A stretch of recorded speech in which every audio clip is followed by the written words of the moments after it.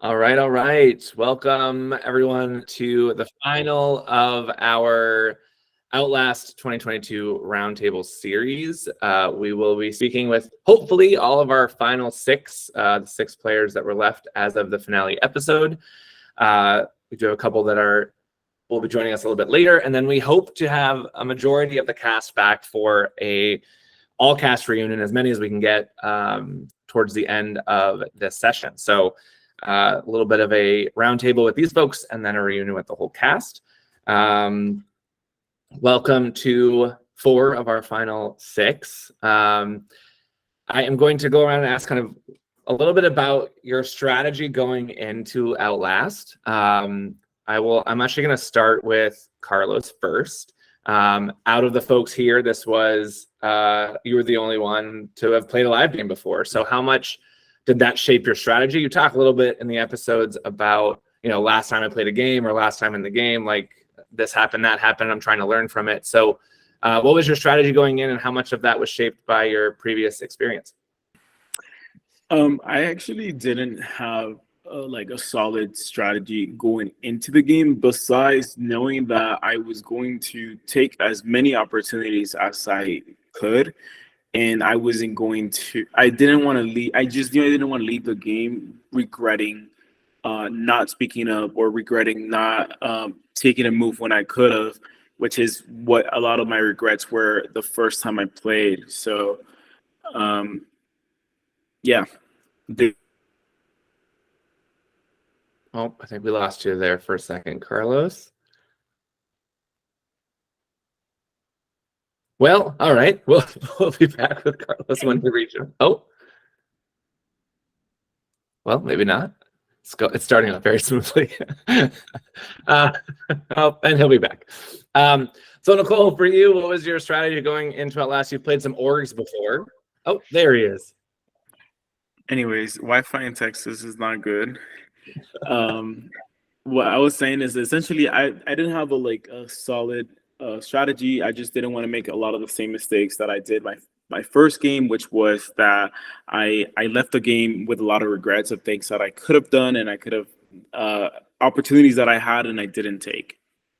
I think you absolutely did that too, right? I think we see that in the edit, and I see, as my narrative says towards the end, right? Like you took a lot of opportunities to kind of play on both sides, and people still, even though people knew you were kind of the middle and flip-flopping here and there to take those opportunities, people still wanted to work with you, right? Like that was actually a negative. People saw that in a lot of ways as a positive, like to hook you into those things. So I think that flexibility served you well, actually. I think very well. Great. Nicole, as I mentioned, you've played some orgs before, but this was your first live experience. So did the org world shape your strategy at all? And what was your strategy going into the game? Yeah, so I'd played, I think, 3 orgs prior and 1 mini, so 4 orgs. Didn't even know these live reality games existed. And so honestly, I was super nervous, and I was like, you know what I've learned from my orgs is that when I talk with someone, I can really come across as authentic, and I really get people to open up. I feel like I have genuine connections with people. So I was like, okay, social game, I don't really need to worry about that. And I kind of was like, I want to be adaptable.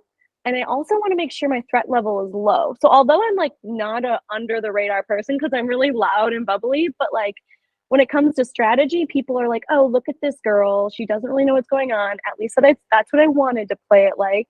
And I wanted to make smart moves. I wanted to have alliances. And I wanted to cut people off when I needed to, which would happen in the game. But that being said, I was scared to be I'm scared to be loyal, and I think we saw that was my biggest downfall. Going into the game, I was like, okay, I got to watch who I'm loyal with. And then I really found Nick, and I was like, this is my guy, Mm-hmm. Well, we'll talk more about how that turned out for you. And actually, Nicole, I think I brought it up on previous roundtables, but out of everybody in the cast, you were the only person that almost didn't make it. So tell us a little bit about your story trying to get to Boston area for the event. Yeah, so I'm from Minnesota. I was super excited, never have gone to the Boston area. And my flight was the day before, so I was going to get in and hang out with Justin that night. And then I get to the airport and they cancel my flight. And I was like, this was at 3 p.m. the day before. And I was like, holy, like, can I swear on this? Yeah, sure. Yeah. Okay. I was like, holy shit, like, what am I gonna do? I need to be there at noon tomorrow. So I looked for like every other flight. I couldn't find anything. And the next one was at 8 a.m. the next day. So I got there at like noon or like 11:50. So I literally had like 30, 45 minutes to make it. And so I got there and I literally was running through the airport to make it to someone in production's car. And I was like the last one there, but I made it. But there was like an alternate waiting and it was crazy. But I'm so happy I made it. Yeah, I was texting people that morning. I was up at like I think 5 a.m. like waiting for Nicole to be like, I'm on the plane. I'm on. I was just so panicked about it. Yeah, and it was crazy. I'm so glad that we didn't like. I don't know of any live game, I think, like in the history of live games, maybe there are some out there that haven't needed an alternate or haven't had like a last minute issue. So we were very lucky and hopefully we continue with that. Close. Pretty close though. That was pretty stressful, pretty close. And I'm so glad you made it because you're obviously a fun character, a very fun player to watch and be a part of. And I also liked, we had a lot of people from Massachusetts, no knock on them, but it was good to have people from out of town in the mix. Speaking of people from Massachusetts, David, big longtime Survivor fan, gonna be on the show one day per the episode, but haven't really played any sort of games, right? Online, live, anything like that. So what was your strategy going in, kind of having a pretty blank slate? Yeah, I had zero strategy going in. I didn't even think about what I would do, really. I was like practicing building fire when I was home when I was preparing for the show. And then I didn't even perceive myself as being a potential threat socially or physically. I just kind of was like, everyone will be sort of like a Survivor fan and outdoorsy. And then the two things I wanted was to, in my original tribe, like click with the girls and the gays. That's like what I kept saying, the girls and the gays. And it was the opposite of what he did. Besides Kim, and then, Carlos and I, we'll have to talk later about how that went down. But it just, that was my only like, okay, go with this. And when that didn't happen, I just kind of had to pivot and go from there. Yeah. Yeah, it's one of those, it's a good lesson in that you can always go in with a plan or a strategy, but you've got to play the cards that are dealt to you, right? Like I often go into games previous to my retirement where I would go in and be like, I'm going to work with the women. I know I'm going to walk in, I'm going to work in with the female identifying players. And then I think like Surviving Maine, I only voted for women the whole time because that's just where that's how the game played out. And it was terrible. It's not a good look at all. I know that, but you've got to play the cards that are dealt to you. And if there are female identifying players that are after me, I'm going to take them out. Like, what else, so you do have to kind of play the cards that are dealt to you and the scenarios that you have and the people that you are with, right? Like you never really know who those people might be and what opportunities, to Carlos's point, what opportunities the game is going to present you that kind of will direct your path. German, also new. I can't remember German. Have you played any sort of online games before? I did play some orgs, and I played your game. Oh, right. I can't remember that you played my own game. That's great. Perfect. Well, that is very shady. So tell me a little bit about your strategy going in. I think you talked a little bit in the beginning of the first few episodes about how you didn't want to play with the boys. You wanted to play with the girls. Yet your number one early on in the game was one of those boys. So what was the strategy like for you going in? Yeah, my strategy going in was to just be friendly with everyone and like bond with everyone on my tribe.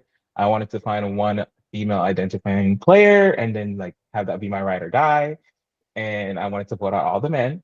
And then I wanted to protect the people that I was with and then kind of like go from there and adapt. But like you saw, my ride or die was a guy. And yeah, I just kind of adapted as I went on. Yeah, you got to do that in the game. One thing that happens pretty early in the marooning is we see Carlos grab the beware advantage. He gets the first Outlast opportunity, which Carlos, you weren't at the premiere party here in Boston, but like when that moment happened, there were so many people that were like, their jaws were on the floor. Like people didn't even know it happened. Like, I don't know if it didn't get talked about after the game was over or whatever, but there were so many people that didn't even know that that was even part of the game. So you did a good job of protecting that secret. But I'm kind of curious, both a little bit about, were you hunting? It was pretty far back in the woods and pretty tucked away. Like, were you hunting for some type of advantage in that challenge, or did you just happen upon it? It was actually like in the challenge, I think you're running so fast and you're so focused on like trying to find something, and everything looks dark. So like I know that like, I was one of the first ones to go in, but I couldn't like, it wasn't like I saw a bunch of things and went for that. Like I legit didn't see much things, and then that popped out. I saw advantage. I wasn't thinking. I grabbed it. I remember I was gonna continue looking, and then someone said, like, "You grabbed it. You gotta go back. Like, you can't grab two things." So then I'm like, "Shit! Like, what am I going to say when I go back? It's clearly third in line. Like, this lie that I couldn't find anything isn't going to be believable." So I said I panicked and came back. It wasn't a good excuse, and I was expecting to have a lot more of pushback from my tribe. I was kind of getting a little bit of a deja vu to what got me in trouble my last game, which was going to the store immediately at the beginning and nobody trusting me when I came back. So I was like, this is happening again. My tribe is gonna immediately send me out. It's over. Luckily it didn't happen, but yeah. And so you get the Outlast opportunity. You get presented with these three options that would outplay Outlast. You think about it for a while. It's so funny to me that neither you nor Jeremy, which we'll talk about in a minute, go for Outlast. It's the name of the game. Like why you don't select that box. So it was pretty funny to me. So was there, I know you talk about in a little bit of the episode that you were trying to figure out which one would be the idol, right? Like that's, you were targeting an idol, and Outwit seems like the most logical one for that. Was that really the kind of the goal? I was looking for an idol, but I also didn't really expect them to be an idol in one of those three. And like knowing, I don't know what the third one was. It was like might have been a silence advantage, but knowing what I know, I think if I had known what the three options were, I still would have gone for the steal a vote. I think that like the legacy advantage is very powerful as long as you're within that range that you can actually use it, where the steal a vote could be a lot more powerful, and it gives you more flexibility of when to use it. So I didn't expect to be getting a steal a vote, but I'm glad I did. I don't know later on, but I'm glad I did at the moment. Yeah, we can talk about that. So you meet your tribes, you go to camp for the first time. David, what was kind of those first, I think it was about an hour or so you were at camp before we really did too much. What were those first few minutes like with your tribe, kind of in your camp? You're in the game for the first time. Do you remember? I know it's been a while, but do you remember kind of what those first few minutes, first hour, what that was like? Yes. Really quick though, can I touch on that Carlos grabbing that? Oh yeah, sure. Piece? So we hadn't even talked yet. We didn't know who anyone was, and I think Lizzie was right before or after Carlos. And when I'm just standing there, I'm like last in line, really not even thinking, haven't turned on the game hat. And Jazzy turns to me, who I love, and Chaos Queen reigns supreme. Minute one, she looks at me and she goes, I saw something in Lizzie's bra.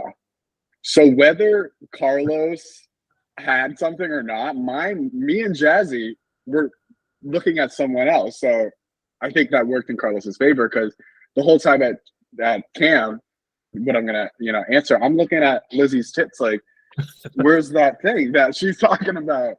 So this is what, so we walk into the good thing Carlos had those big giant pants to tuck the advantage in, right? Like star of the show. Which we love. So then we walk into camp, we put down that big box. We all immediately go to collect sticks, I think. It was like, let's build this camp. I should have like drank a Red Bull or something, because I was just like not doing anything. I go walk alone. Kim walks up beside me and she bends down, and I'm looking for sticks, and she goes, I have a really good feeling about you. We should work together. And I'm like, oh, this game is like started. Like I need to start like having these conversations. So that was the moment where I was like, okay, now I have a number, and this is what this game is all about. So I think it was like immediate gameplay, which had I not gotten like a hint, like, hey, you need to start like looking for partners, it did happen immediately, but not up here. It took a little bit. Yeah, I think that's the big difference between Kim, who's played a game before and kind of knows what, like, they say it in Survivor too, right? It's like you always play differently and better the second time because you know a little bit more of what to expect, right? So like you go into a game being like, right away, I'm just gonna like cut the bullshit and be like, we got to work together, right? Nicole, I've heard rumor that Canoe was a little bit less strategy talk for the first few hours, maybe the first day. Yeah. So what was I heard you had a great time, but what was those first couple hours like? Yeah, I mean, we had a blast. But yeah, I think a lot of us on our tribe, aside from a couple people, was their first game. And I think we were all just like so excited to be there. We wanted to get to know everyone that we all, for the first, I think hour or so, I want to say many hours, we were just together. We were hanging out, knowing really crazy stories about each other, shooting the shit. Like it was a lot of fun. And we didn't go off to get sticks or anything for a while. And then when we did, there was a little strategy talk here and there. And from my end, it wasn't until I think it was Taylor or Eric approached me. And I was like, and they were like, oh, we have a good feeling about you. That same kind of thing. I was like, oh my God, like I need to start playing now. And so we started talking a little bit, but unless we were going to collect wood, which only happened for a little bit, or go to the bathroom, we didn't talk any game. And we were up until like the wee hours of the night as a group talking. So that's the regret that we didn't make enough like one-on-one time with each other. So we get to reward. I call it reward day, but we get to the section of the game where by design, we put together a bunch of reward challenges, both to kind of get you some supplies and kind of make your experience a little bit better, but also to give you an opportunity to kind of get to know each other, learn strengths and weaknesses. And we don't have to dig too much into that. We talked a lot about them on the previous roundtables. I'm happy that if anybody wants to shout out anything that we might have missed or that you think about, but I do want to go to the hero challenge. Curious, German, kind of how you were selected as the hero. And is that something you volunteered for, or kind of how did you end up in that position? From my memory, I believe Eric just came out and said right away he did not want to do it. And I think we all were kind of like expecting him to do it. I think I was just kind of like told like, okay, kind of pushed to do it. And I was like, okay, I can do it. I'm just holding up, beanbags. Okay, I can definitely do that. Like, it's easy. It wasn't easy. David, was it easy for you watching your tribe struggle with the beanbags and holding the maximum amount of beanbags for a good probably 20 minutes? What I will say is it was very easy for me. Like I could have done that until today. It was just like, it's when I saw him struggling, I thought he was acting to be like, let us win, please let us win. He was wobbling with 2 beanbags. And I'm like laughing with Kim and talking to the team. So I think it was easy for me, but I volunteered for that because when we're introducing ourselves around camp, talking about strengths and weaknesses, I said, I cannot throw or catch for shit. And that was the first challenge. So I said, I'm doing that or we're not going to do so well. Or it wasn't the first challenge, but so it ended up working in my favor by being in that position, not so much because we let them have it, which I did not know was going to be an advantage for the hero. But German didn't get anything from it, so it all worked out in the end. So my question to you was going to be like, now that you've seen the episode and saw it, do you regret that decision anyway? And if you think, it's so hard to know like what you would think in that moment, but if you went to that table and you were seeing those boxes, do you have a gut of where you might have gone? Like, do you think you would have picked out wit or? You just talked about it a little bit earlier, but I would have picked Outlast just because it was the name of the game, not knowing that Carlos had already gone before. So I would have thought I was the first one and would just do this. Yeah. And Outlast is what I want to do in a game where you have to be the last one standing. Right. And when it comes to regret, I really have no regrets in this game because I made it to top 6 as a threat, never having done anything like this before. But after seeing that, not knowing that it happened, I was like, well, shit. Now I'm like a little bit regretful because that could have been me with great ease because I could have been up there all day. But it's all good. Yeah, I mean, will- I think it goes to show you that throwing a challenge in any capacity can affect the game, right? So, like, you know, it is something. So, sorry, Carlos, you had your hand raised. Do you want to say something? Oh, I will say they might have been one of my well, it wasn't on the live, but I definitely confessed about this. I was very turned off by the fact that it was decided, like we decided, some people decided, Kim decided to throw the challenge without discussing with the rest of us. I was busting my ass. Mike and I were sweating out there. I probably like it might have been the same decision, but I would have liked some of the tribe discussion or like, hey guys, should we consider to do this rather than like, hey guys, we gave up. I was like, what is happening? And I think that was like the beginning to where I started to distance myself from Kim. Gotcha. So, German, you get the Outlast opportunity. You're presented with these 3 decisions, or the 3 boxes. Talk me through your decision. We hear a little bit about it, right? You do assume you're the first one there, right? So there's very little risk to opening a box. But what did that feel like, and what was that experience like for you? It was awesome. I was like, oh my God, I'm the first one to have like this big opportunity in the game. I'm so blessed. But then my mind started racing, and I was like, okay, if someone was here before me, clearly they're gonna pick Outlast. Like, hello. So I'm like, let me go with something safe. I'm gonna pick Outwit because I'm about to outwit this whole, contraption. And then I lose my vote. I was like, oh, here we go. The producers hate me. They're coming after me. I do have to say, from a production standpoint, it was gold. Like, it was like I was afraid either. I don't know if you've watched the other ones, Nicole, but I was afraid things would happen like in Human Chess, where Nicole didn't take the note in the bottle, so we didn't get to do some things we wanted to do. Like, I was afraid people wouldn't get things or wouldn't take the opportunities. And so it was really cool that not only did Carlos find the advantage in the marooning, I was worried no one would find it, right? But he picked the same box you picked. So like it just like worked out from a storyline perspective, because it would be a little boring if like no one loses their vote as that being the punishment for that thing. So it's kind of exciting. And I think you handle it perfectly, right? Like your whole goal is like, this just has to be a unanimous vote so that my non-vote is hidden, right? I think that was the perfect solution to that situation. I think it was a blessing in disguise because for you guys, it was people coming up to you to kickstart your game. I think that kickstarted my game. I was like, I have to start playing because I have no vote. And it's like, I just want to say I didn't vote Lori out like everyone else did. Thank you. Nicole, did you, it's a great segue into Nicole, did you realize how much power you had in that round where it could have been Daniel and everyone was like, Nick and Nicole don't want to do that, so we're just going to vote for Lori? Like, you and Nick were the reason. Everyone I've talked to said that's the reason the Daniel vote didn't come together, is because you and Nick pushing so hard. Okay, well, first I want to say I'm sorry, Lori. We love you.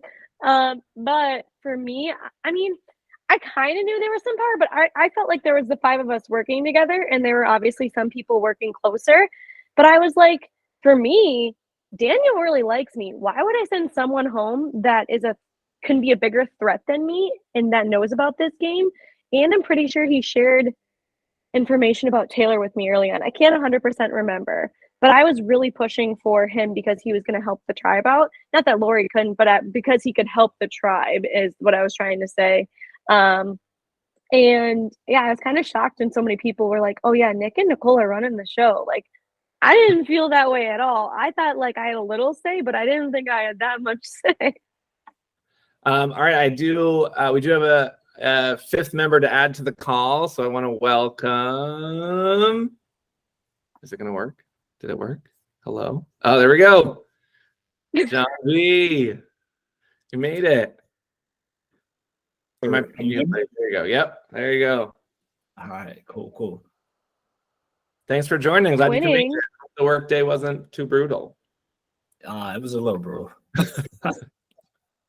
Well, we've just basically talked up to this point through the rewards. We haven't gotten very far. So you haven't missed too much. I do love the shirts. It's adorable.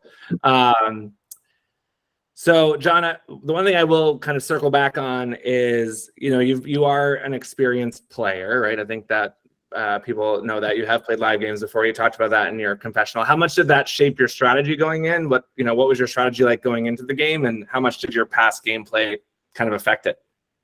My past gameplay definitely made me adjust how I played Outlast, because I always go into these games wanting to be a villain.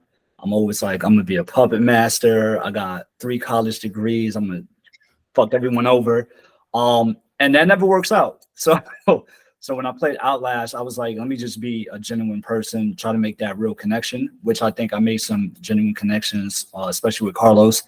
And I just wanted to be low key. I didn't want to come out there huffing and puffing, but yeah, that's how I came in. Yeah, nice. Cool. I'll just go around real quick. The horn. What was your favorite reward challenge? So we have the tossing of the water balloons. We've got the blocks and the block puzzle. We've got the idol, knocking the idol off the perch, and I know that one's David's. And then we've got the hero challenge. So Nicole, which one was your favorite, would you say, out of the 4 rewards? Jeez, why are you picking me first? I want to say the puzzle one, even though we sucked at it. But I found it really fascinating that we all took so long. So that was fun. And I also like the water balloon ones, because who doesn't like tossing the water balloon? Carlos, how about you? Which one was your favorite? I really like the stacking one, and every time I played it, I've gotten awfully good at it. But it's like a thing where it's like slow and steady wins the race, as you've noticed. We're talking about the immunity challenge block stacking. Yeah, I was talking about the reward ones. The reward challenges. Oh, that wasn't a reward challenge? No. I was talking about the colored then, side puzzle block. Sorry, not that one then. I like the tossing one, because I think even though it wasn't probably noticed, I thought I shined. What's funny is I was looking through the footage. We didn't get a lot of footage of Wonkus in that challenge. I don't know why, but I was trying to scrape together some footage of you all over there. We didn't get a ton. So that was tough. All right, German, how about for you? Your favorite? Mine was the holding of the idols, but I hated that it became like just about who could throw it up and hit it off the quickest. So new rule change for next season, you can't be doing all that. David, how about you? Not that one. I think I still have a bump on my head from when John smashed the ball on my head. I would say the big block one. Was that a Yeah, I think that was a definite team morale boost. We won it, obviously. And I afterwards learned how to do it. So it was a nice training for the real show. Yeah, that's right. Outlast, the other one. Yeah, the other one. John, how about you? Do you have a favorite reward challenge? For sure, the tug of war. That wasn't a reward challenge either, John. Yeah, no, we did horrible on that one.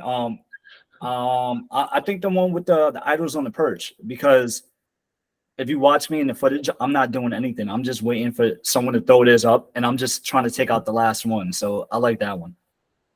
Yeah, that was nice. Good stuff. So we'll kind of zip through the next section of the game. I do want to talk about swap time frame, but those first few votes. I will talk just briefly about the first tribal council, because I think it comes through the episode, but I think really John and Carlos, if you don't sniff out the plan that Jazzy has built and kind of mix up that first vote, Kim is the first boot of Outlast, which I think is wild. If that had happened, the whole universe would have shifted for me. What has this game become? So Carlos, tell me a little bit about kind of what that was like, that moment for you, and kind of how did you suss out what was going on? So it started with the whole splitting the vote plan, which then I made my confession was in the morning. I said, I don't like what's going on, but I'm going to tell John to flip it. So I had already had that idea in mind of telling John that to switch his vote, because the four ladies were out in the bathroom for a long time the previous night, and what felt like a long time to us, it might have not actually been a long time, but they were gone for a long time. It was just silent. It was just us five back at camp. So we were like, hey guys, like us five, I said like I wasn't really talking to anybody of the five besides John, but I said like fuck it, like this is five, and these are the people that are probably showing out the most in challenges. So it's convenient to me. Let's make an alliance. And then when I hear this splitting votes, and I notice that a lot of the splitting vote situation makes it where it's never four of us voting for one person, I start getting red flags. So I asked Jazzy, like, wait, why can't I think I was trying to ask like why can't somebody flip their votes and that person vote this person? She gave me a BS excuse. So that's when I first like something else is happening. As we were going to tribal, she confirmed it by trying to include me in the vote, and which solidified my thought of like then telling John. And I didn't know if John was actually going to catch it because I was like hitting him and like I was like pointing at a letter in my water bottle. John, do you have any memory of this? Yeah, I think me and Carlos, this is never caught on camera. We did so much Morse code. Like we changed votes last minute. It was the water bottle. It was letters on the buff. Like anything to switch a vote. Yeah, but it was a water bottle. I think it was your last name. You pointed at the S, so I was like, all right, yeah. switch the stuff. Gotcha. Yeah, that was quite the epic tribal council for our first one, for sure. Certainly, all of production was like, oh, this is going to be a good game, I think. Like, if they're going this wild already, this is going to be really good. Cool. So we get, before I get to the swap, anything kind of, we've talked a little bit about the Lori round, the Lizzie round, we've talked at length in other roundtables that it was supposed to be Jazzy. Jazzy makes the move to vote for Lizzie, so Lizzie ends up going. But anything else from those rounds that anybody wants to talk about? Or are we good to chat about swap? Cool. All right. We'll talk about swap just to keep things moving along because we'll have a plethora of. Oh, yes, Nicole. Okay, wait. I just have to talk about this. We could not find that damn idol on the Canoe Tribe. Let me tell you, me, German, Taylor, who else was looking? Nick. We all had the clues and we kept walking through the trail. And little did we know to like walk through a whole bunch of like the long grass behind the camp. We never went that way. And we like looked all night. We looked in the morning and it was like either someone had it, but we found out no one got it from that tribe. Yeah. It was crazy that all the clues, I mean, Jazzy finds the clue on Wonkus, but a lot of the clues all lived on Canoe, and that was the one that couldn't be found. So it was a good note for me to make them maybe a little easier, or if we use that camp again, maybe not put it on that side of the brush. But it was about a similar distance and a similar stump to what Wonkus had. So it all kind of felt fair and even, but it was, Wonkus had you all saw it, right? It had a little bit more of an open feel to it. So you would, I think, probably explore a lot more areas. We get to the swap, Carlos, I'm going to come back to you again. You end up in the minority. But I think this is where the steal a vote becomes kind of gold, right? I do think like that is one thing you can try to leverage in that scenario. But did you feel kind of like the bigger target? Did you feel kind of dead in the water at that point? Like what was your vibe when you got swapped? No, well, I think it wasn't as much as being in the minority as being in the minority with the person that I least connected with in my tribe. It was like me and Kim didn't trust each other, and I thought about like if we lost, I need to come and go into her and be like, hey, I have this steal a vote. I can try to talk to German. I can try to talk to Nicole. Like, we need to try to see if, like, and at that point, I think something might have worked out. But it's clear she wasn't going to tell me about her idol. I wasn't going to tell her about my vote until possibly if we ever lost kind of situation. So it was sticky.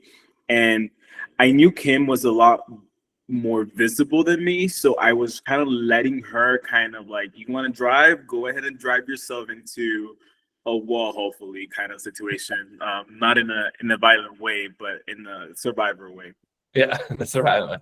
German, I was going to come to you anyways, but feel free if you have to raise your hand. I was going to ask if there was ever a thought from you guys to throw challenges, right? Or to like try to get rid of one of them. I've asked Daniel and Taylor, they both were like, nah, not really our thing. But I'm curious for you if that was ever a thought. Yeah, that's exactly what I wanted to talk about. No, I did not want to throw a challenge. I believe some people came up to me and was asking, should we throw it? Should we throw it? Our people are getting kicked off over there. And I was like, no, I don't want to go to tribal. Tribal scares the hell out of me. Like, I don't trust people. Like, they're going to turn on you. And then look, Carlos had to steal a vote. I was getting close to Carlos. I probably would have told him, like, hey, we're going to split it on Kim, but you're good, you know, and then he could do something. And Kim had the idol. No, not throwing it. Yeah. I'm curious if, was there plans talked about if you go to tribal to split votes between them, right? So there's 6 of you, right? Are there 7, 5 and 2? There's 7, right? So 5 and 2. So it would have been 3 and 2, right? Would have been 3 and 2. So if Carlos has to steal a vote, right? He and Kim vote one way and they steal from the right numbers of the 3, they could pick someone off. So like, was there talk about a split vote if you did go to tribal? Yeah, so Eric was the one that was going back and forth, and he was like, should we throw one, should we not? I was like, I don't know. Like, it crossed my mind, but like, I don't want to go to tribal. Anything can happen. Kind of what German was saying. And I think Eric was really like, if we go to tribal, we should go for Carlos. But for me, and I think German too, and Taylor, we were like, no, we want to get Kim out. Like, she's the big threat.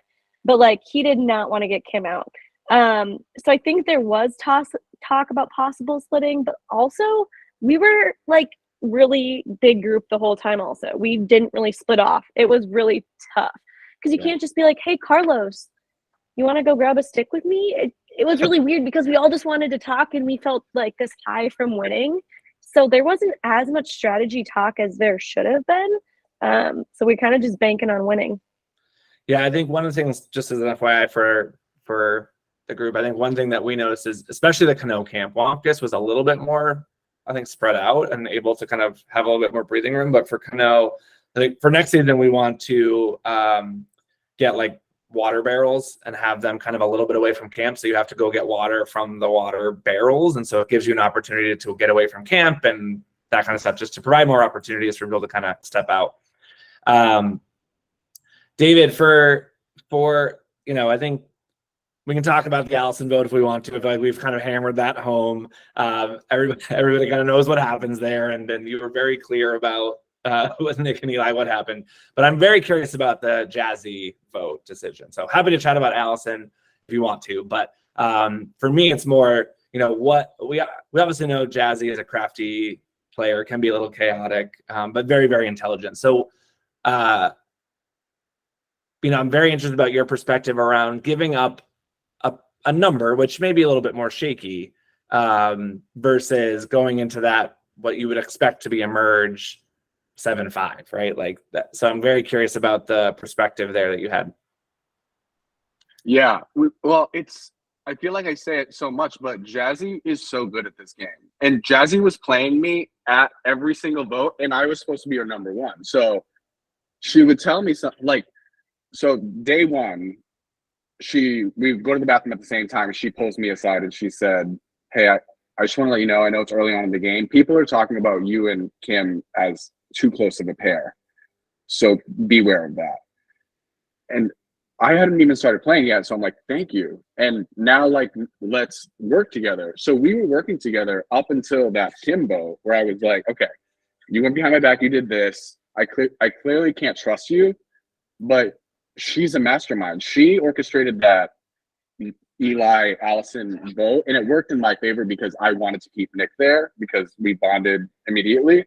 So I sort of let that play out, and then back to Jazzy with that idea, letting her take the ball for it. And then when they said she's too chaotic, I already knew in my mind Nick is my number, so I'm okay with losing Jazzy, and it made sense for the tribe at that time. So I stood by it, but even when I wrote her name down, I was like, why did you do this to me? Because like, if you just were a little less chaotic, I was your number. Like, we were working together the whole time. So I do think she shot herself in the foot, as amazing of a player she is.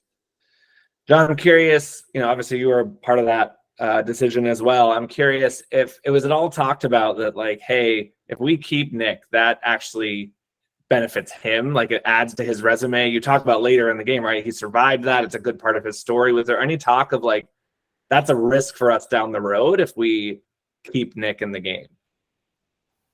So at that point, I wasn't thinking about the long game for Nick because I'm like, we could get rid of him later. It was more of Wonkus kept losing. Who do we have a better chance to win with for me? And I knew Jazzy had something against Nick because of during a tug of war or something. I forgot what game. He said something like Wonkus, mucus, something cheesy. And Jazzy held that to her heart. So this wasn't caught on footage, but right before Jazzy goes up, me and Mike are talking to her, and I give her this only speech, and I'm like, and when you go to vote him out, say this at the confessional, say what he said to you at this thing. And Jazzy was buying it, and I'm like, this is too easy. So to me, it was like, just get rid of her. I know she had my name in her mouth. She just never pulled the trigger. And I'm like, we have a chance of actually winning one with Nick. And then maybe Nick will owe us, but to me, Nick was just like dispensable at the end. I didn't care about his resume at that point. Well, speaking of dispensable Nick, here he comes. Let's welcome Nick to the chat. There he is. Nick, you missed it, but you were just called dispensable. How do you feel about that? Was that dispensable? Just kidding. No, we were talking about the Jazzy vote. And I just asked, like, you know, at that point, were you all thinking like, hey, this actually adds to Nick's resume if he survives this swap in the minority? Like, could it be thought of more as your move versus Wonkus's move, right? Like, how would that play out in your story? And John was just saying that at that point, you were a little bit more dispensable. You weren't worried about, he wasn't worried about your long-term game, or having not, he could get rid of you at any time was his, I think, the summary, right? But welcome, Nick, Outlast Champion, to the chat. Thank you for joining us. We are basically right at kind of the merge section of the game. But I will ask what I've asked everybody as they've joined, Nick. Being your first game and not really, I think, having much experience at all about with these things or anything like that, what was your strategy like going into the game? We see that you find that first clue under the cone, right? So you obviously, I think, went into the game thinking about this kind of stuff. So I'm very curious kind of what your strategy was going in. You talked a little about it in your final tribal as well, but if you want to elaborate at all kind of on that strategy and what your thoughts were going into the game. Yeah, totally. I think I definitely said it during last tribal. I came into this game, obviously, I've never played in any type of org or LRG before.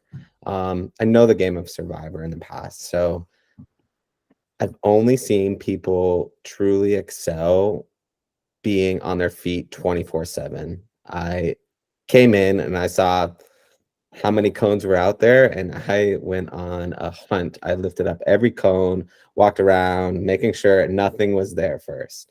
Obviously, I stumbled upon it. So I think that initially part was like, okay, like I guess I can play this type of game. The next portion was the social aspect. And I'm very social in my day-to-day life, but when you are surrounded by people you don't truly know, that's kind of when it gets kind of a little hectic, scary type of, I kind of go back into my like turtle shell a little bit here and there and be like, okay, like, can I truly trust this individual? And shout out to two of them on this call, German and Nicole. I like gravitated to the both of them so quickly. I mean, it was kind of crazy to think like, okay, like I showed German my clue, I think within maybe 25 seconds of even getting back to the camp. And then the next one was Nicole. I was like, hey, like, I need to go pee. Like, you want to come with me for a second? And then it was just like, we were just clicking right away. But my strategy, like I said, it was come in and just be on your toes the whole time. Find someone that you can ride or die with and just always have your own back. Like, people are going to talk about you. You're going to hear your name come up multiple times. And unlike some of the cast members, like, do you take that with a grain of salt or do you actually get super, super nervous? Yeah. And I tried not to show the nerves when my name was coming up multiple times, but I think that's kind of just how I played this game. I think that's actually a great lesson for future players, right? When I've played some games, when I hear my name, I go a little bit of panic mode and kind of go up to people and be like, well, I'm hearing my name's out there, which like it could be, but maybe it's not out there, right? And the more you show that, the probably more traction it gets versus like if you go up to people and they'll be like, oh, what do you think? And I'm like, I don't know. And they're like, well, I've heard your name. You're like, really? No one's told me it's my name, right? Like if you kind of play it off like it's not being talked about, that actually could maybe benefit your game more. Yes, Carlos. When John said that Nick was dispensable or whatever, have you seen that meme of Sandra saying this? This is Nick. But I don't know about that. That's one of my favorite things. Yeah, I've always said, I think I said in some of my confessionals after I won a game, and I was like, I'm going to try to pitch that nobody would bring me to the end again because who would ever vote for me to win twice? And then I always in my confessionals, but I don't know about that. I love that quote. Well, glad to have you here, Nick. We are, like I said, we're basically at kind of our version of the Earn the Merge challenge, which was the holding the box up with your feet. John, how is that challenge for you? I'm curious. So at first, I'm like, me and German, we're kind of, similar build, similar height. I'm like, all right, we'll be able to do this. I think we had the worst idea going into it. Like we thought to lean back and be further away. And I'm like, all we got to do is dig our arms into the dirt. I think I'm telling him, I'm like, yo, dig your arms into the dirt. And that made us more tired than anything. And yeah, it was evident pretty early that we weren't going to win that one. That's one of my favorite, like, it's so weird, but that's one of my favorite challenge moments is probably within the first 2 minutes, German just very quietly into the mic, I'm already struggling. It's like, oh no. And then someone's yelling at someone, just hold on to the dirt. Hold on to the dirt. Yeah, that was me. And then I was like, all right, if German leans it on me, he won't be tired. And then when I get tired, I can lean more on him. But that made no sense. And then when we failed at that one, I was like, I got to come up with a lie and just start a conversation because we're going to be sitting here. Yeah. David, a little bit of difference for you. Is that another challenge you would have just done for hours and hours and hours? Do you feel as confident as the hero challenge? Yeah, I feel comfortable bragging about those two challenges because I sucked at 90% of the other ones. But yeah, I could have done that probably for 2 more hours. We were just locked into that 90-degree angle, which made so much sense to me to just, click. Yeah, not much more to say. Could have done it for a bit. Yeah, that challenge worked out so much better than I think than we expected. Like I had the idea, but I wasn't sure like how it actually play out. It's funny. So I can't remember if I've revealed this on another roundtable or not, but had the tribes been even, it would have been one from each tribe. But because the tribes were uneven, we did the random draw. So had Wonka's been able to win just one challenge, it would have been if it was 6-6 going into that, we would have it would have been one from each tribe paired up. So that would have been interesting. Who knows how that would have played out, but we had a scenario built kind of for both of like, if it's this way, we'll do it this way. If it's that, it'll be random draw. So it was kind of cool the way that it played out. Unfortunately, obviously, it was a pretty straightforward minority kind of boot that round, right? Sandra being the boot on the red side, Daniel being the boot on the blue side. But Nicole, I want to come to you because it seemed to me, and I don't know how much of that was kind of you playing the game. It seemed to me like you were actually considering doing something that round and actually listening to Sandra and kind of potentially thinking about doing something. So how real was that? Or was that kind of you just trying to keep Sandra happy? No, I think it was real. I feel like Nick and I had talked a couple times and we're like, we could go for Eric right now. Like we could take him out. But then we were weighing like, do we do that now? We're going to go into the merge. We need to have another number. And that being said, I couldn't tell if Sandra was just pulling the wool over my eyes of saying like, yo, I'm at the bottom. And also if there's someone that's at the bottom and they don't have anyone and you like save them, they're very loyal to you. So I was kind of going back and forth. And she mentioned to me she had the legacy advantage. So I was like, if I'm really nice to this girl, maybe I'll get that advantage. So that's kind of where my thought was going. Yeah. German, you have your hand raised. Yeah, I just wanted to say shout out to Sandra Miss Thang. But that was the beginning of Nicole being like a pain in my side. I was so pissed that she was even entertaining the idea. And I was like, guys, we got to go to Rocks because I'm not doing this right now. Nick,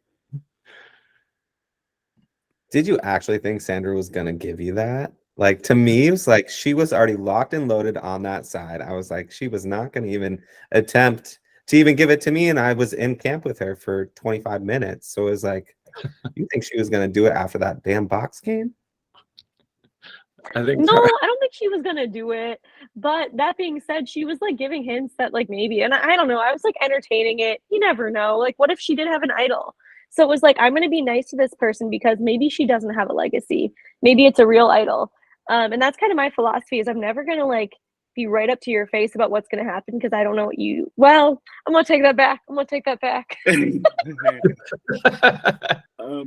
So when Nicole and Sandra came to me at one point, and Nicole, I was talking to Nicole how because Sandra was my number 2 in like it was John and then Sandra right below, even though she didn't perceive it as that. That's another story. But I was going to give, it came to my mind to give my seal of vote to Sandra, and then I heard that my name was being brought up, so I said, like, you use it for yourself. If my name wasn't being brought up, I likely would have given Sandra my seal of vote for that round. Although now hearing what I've heard from her thing, I probably that would have been my regret then in the game. Yeah. David, do you have something? Yeah, speaking of that legacy idol, number one, I didn't even know about it. And I was actively trying to save Sandra in that group when it was like, it made no sense to try to save Sandra. And I was still putting my neck out there for her. And she knew, and I didn't vote for her. So I had to like have eyes on me that I didn't need to. And at that point, she didn't even know that I called her old and weak and stupid. So I don't know why she didn't. I love you, Sandra. Yeah, to be clear, I don't think you called her any of those things. Yeah, it was a very interesting round. Yes, Nicole. Well, I just want to say, like, how the heck, German, can you be so forward with someone? You're like, straight up, no, I'm not voting for you. I'm like, I can't do that. So, like, please teach me. As I said, equal parts strategy and sass. Like that is German, you know? I want to keep it real. I don't want to beat around the bush. Like, if she had an idol, we're going to go home. So I'm not going to sit here and kiss her ass. We coming for you, Sandra, and you going home. I want to kind of we're close to having the rest of the cast or some of the rest of the cast join us. So I want to kind of move a little bit more forward unless, yes, Nick, do you have something else to say? So we're going to talk about the box challenge and we're not going to talk about production, putting me on blast, farting. I was just going to skip over that. It's because you farted all the damn time. Well, maybe my weakness was I should not have gotten Dunkin's with 2 wake-up wraps before getting to the place. Like, maybe that was my fault. But I did turn to production and said, just pause. Don't record this for 2 seconds, please. My theory was no game producers in their right minds would ever show their eventual winner farting on camera, right? So it was just like to throw people off the scent that, like, there's no way, right? But no, it's those moments that make us human, and that's what people like to watch, right? Are the human sides. So we've got the Eric vote with the past votes. I feel like we've beaten that to dead horses through the roundtables before. But if anybody has anything to say there, we're happy to talk about that. We've got Taylor that goes and Kim that goes. I feel like that's when the Kim vote happens. That's really the first, I think, major flip of the game at the merge. And so, John, Carlos, I'm curious. I think we kind of know, right? We know the reasoning behind that, but kind of what kind of pushed you to make the decision that, like, now's the right time for Kim? So so the Wonka's 5, like that was my true alliance. I wanted to ride all the way, but it got to the point where I was like, all right, Kim and David, they're never gonna take me or Carlos. They're gonna probably pick Mike. So I felt at the bottom at that. But then equally at the same time, Carlos was my number 1, Mike was my number 2, and then Kim and David were on even playing field. So it was like I need to make a move before they make a move. And I seen David getting close with Nick. Like I felt it. It would be harder to get them to say David's name, easier to get them to say Kim's name. So I think I looked at Nick right before we voted. I think we were walking and I was like, it's time. And then like Nick said it's time. And like I think everyone kind of knew we were going for Kim. So that was just easier to get rid of the duel that way. And I was like, David would probably want to stick with us now or go against us, but we still have a chance. And I think Kim was way more social that she probably could have got everyone on her side to go after me and Carlos. Yeah, here's the thing. Like, I was at the bottom of the alliance, and that's like I knew, and I was okay with it because that was a position I was fine being at the moment, as long as I wasn't in immediate danger. I actually, German is the main reason for this, and the reason is because, like, well, first German was going home the previous round, and then I looked at John and said, switch your vote from Taylor to German. Big mistake. That was the worst thing ever. Worst from thing German ever. to Taylor. But we had like we have Nicole and German have been trying to make a move on David and Kim for multiple rounds in a row, and me and John kept saying no. It was only a matter of time before, because David and Kim were very hesitant, like firm. We're voting German, we're voting Nicole, we're voting Taylor. These are all people that we were working with. They weren't touching Nick. So if we kept saying no to German and Nicole, it was a matter of time before David and Kim were gonna go to them and then offer one of us up, and they would have been like, oh, they've been saying no to us all these rounds, so fuck it, we'll jump on board and then get us out. So we had to essentially take the shot before the shot was taken our way, which at 7 it would have been taken our way from Nick and David and Nick and Kim. David, do you think that's true? Do you think you would have tried to make a move at 7 on these guys with Nick? No. And I only say no only because I wasn't playing this game as well as I should have. I was just going through the motions. When you asked that tribal, are you thinking, just now or long term? I was just answering like, yeah, we're all thinking long term. Who isn't?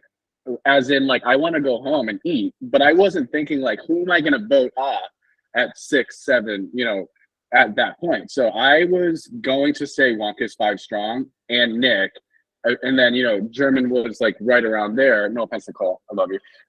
But I was going to be loyal to that 5 because I was like, why not? Until I have to break away from that. Nicole, you had your hand raised. No, awkward. Yes. Okay. Oops. Okay. So what I was going to say is, well, first things first, I just wanted to touch on that Taylor vote. Okay. I was gonna say, I won't let you get away with it. I looked down at my notes. I was like, fuck, I skipped that. No, that's okay. We're gonna talk about it. So if you vote Mike that round, the whole game changes. So talk me through it. Like, what was the decision? Okay, I'm gonna be honest. It was Carlos's fault.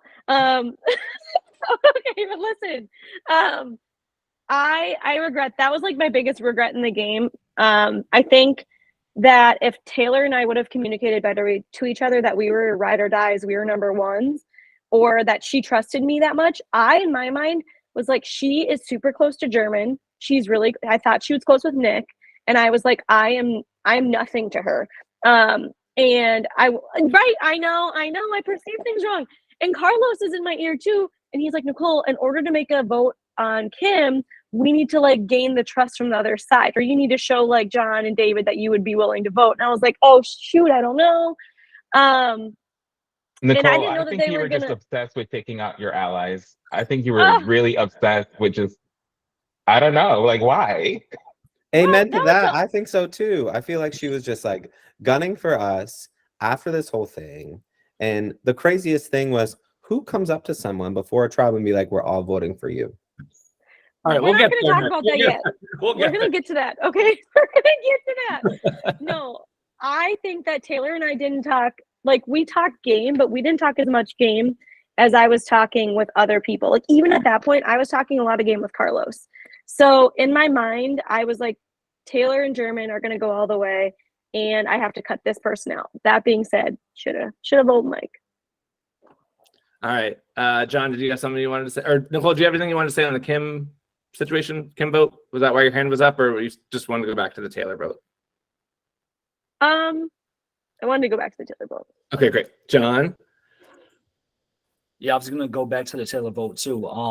So at that point, Nicole and Taylor, they were like doing a lot of talking together, right? So we were supposed to vote together previously, but I wanted Mike to be included, because I felt like he would be betrayed. And they kept saying no, all this time to Mike. I think we saw German and Taylor cuddling, wearing the same hoodie, matching outfit. I don't know what happened there. So I was like, we got to get rid of one of them. And I was like, let's get rid of German because we're trying to work with Nicole and Taylor. But then Carlos hit me with the Morse code. And basically, I thought we didn't have the numbers for German, which we did. Me and Carlos took away from that number and we put it on Taylor.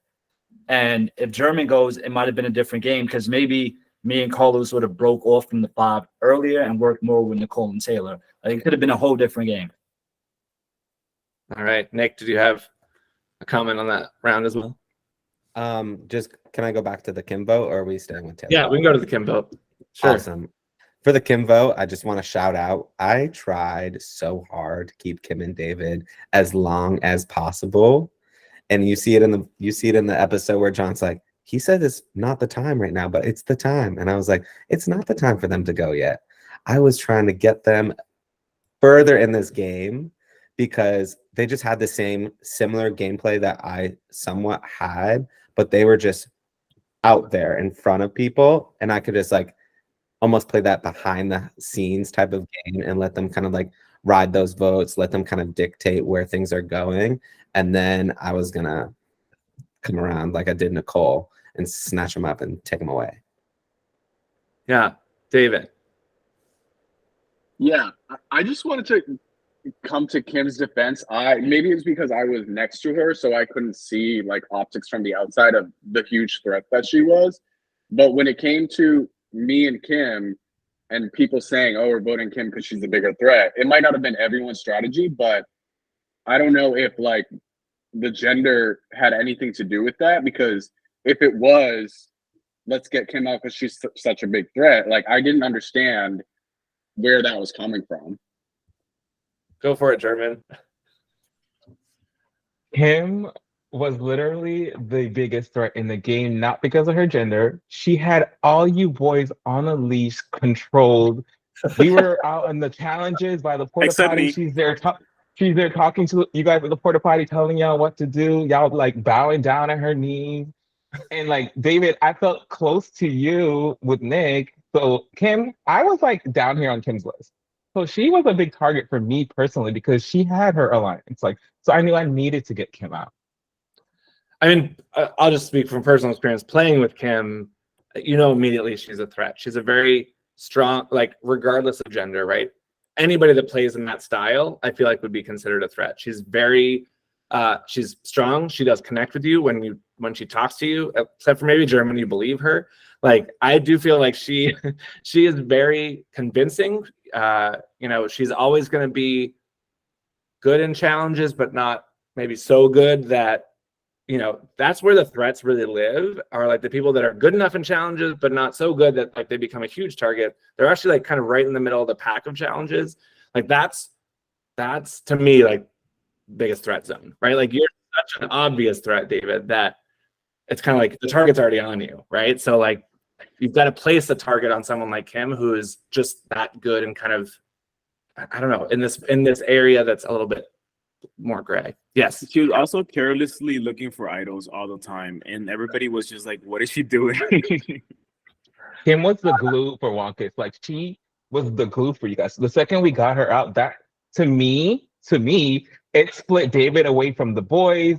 Mike was like, oh, like he didn't know what to do anymore. I think getting Kim out really opened that game for me, Nick, Nicole to go far. Nah, I think that's not true. Because Mike never knew what to do. So Kim had nothing to do with that. But for Kim, for me, I think it was when you guys told me she had said I had an idol. So that's kind of where I lost the trust too. So I was like, all right, David is more trustworthy at that point because Kim said I had the idol, she had it, and she said she didn't tell anyone, but clearly it looked like David knew. He was cheering when she played it. So I'm like, okay, she's already drawing that line within on 5 that she wants to go with David and Mike. And I felt like her going to the end, she would have a great story. She, she played the idol. She was almost out first. She had this big alliance. So for me, that's why I got rid of her over David. Yeah, and it makes sense talking about that idol, but Carlos, I think she was purposefully looking for an idol because she already had it, and that was strategy to make people think she didn't have it, which in hindsight is why she's so threatening. So I get all your points. Yeah. All right. So I do want to move along a little bit. We'll start getting some more of the cast here in just a minute. I want to get to the round where Mike goes out because I do think, John, I'd love to come to you to talk about your decision, right? We've the decision for the 3 of you to talk so openly about the strategy of the end of that challenge, but then B, bringing your 2 closest allies, leaving 4 people back at camp. I'd love to hear. I know hindsight's 2020, and you talk about it in the confessional in the game where like that might have been the wrong move, but we see it on Survivor all the time, right? Like people pick their alliances and put a group back at camp that probably is threatening. So was it the days of the game at that point where you're just kind of like we're in a fog and didn't really think it through, or what was behind that decision?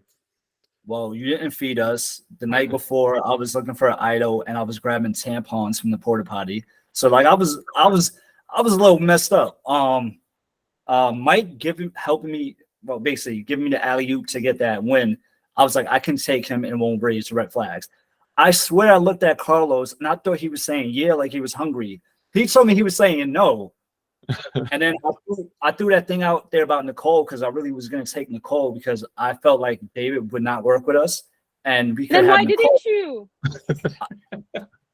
Because No, Carlos. You just wanted to take her on a date. I got it. We got it. So yeah, I wish I went on that date with Nicole. Hindsight. And so for the 4 of you, all 4 of you that are here, right? We're back at camp.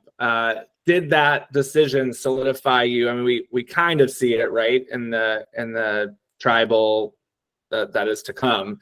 But did that solidify the 4 of you in some fashion where Mike's the vote? Anybody want to comment on that? For me, yeah, because I was pissed. I don't know about the other guys, but I'm hungry. And like I want to get something to eat. So like I was like, listen, those 3 are together. We have to break them up. And for me personally, I feel like Mike was like me in the Wonkus multiverse because like he had David and Kim on this side, Carlos and John. He was right in the middle, perfectly centered.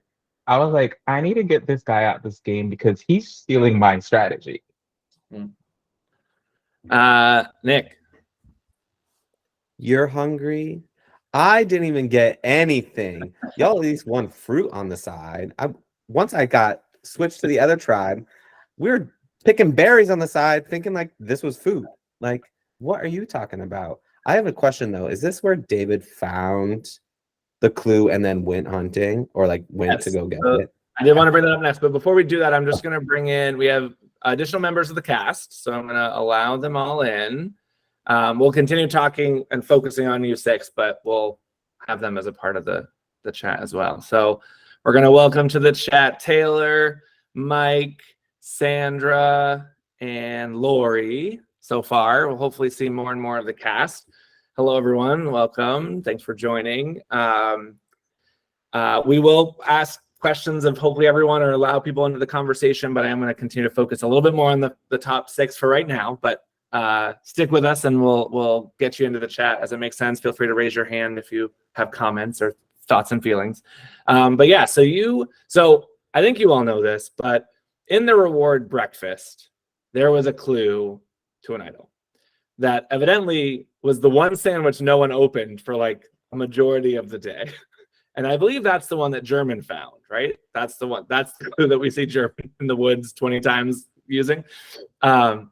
So when we realized that was the one sandwich that didn't get opened, we're like, damn, we got to get this idol in the game. So we hid a clue in the camp while you were all at the challenge. So I believe that's the one that David finds.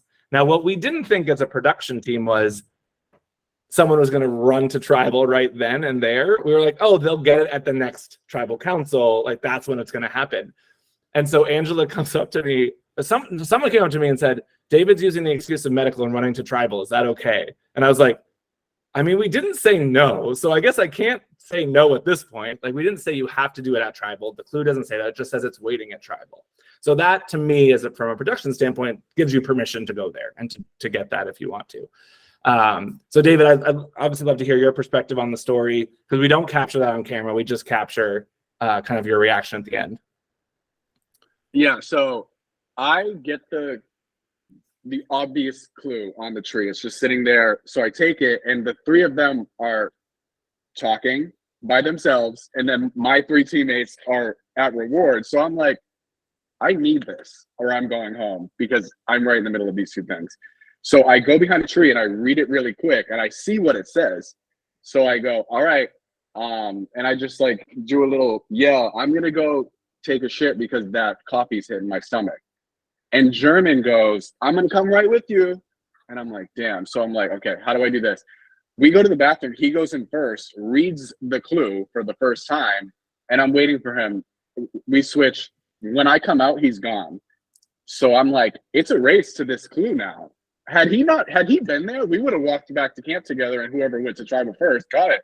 But I said, I'm getting it right this second. So I went, and Angela, the medic, saw me, and I said, I need a Band-Aid, but I'm going to tell you I need a Band-Aid and really run to camp, tribal. And luckily I did, although it didn't really matter. But hey, it did matter, you never know. That round, it could have been you.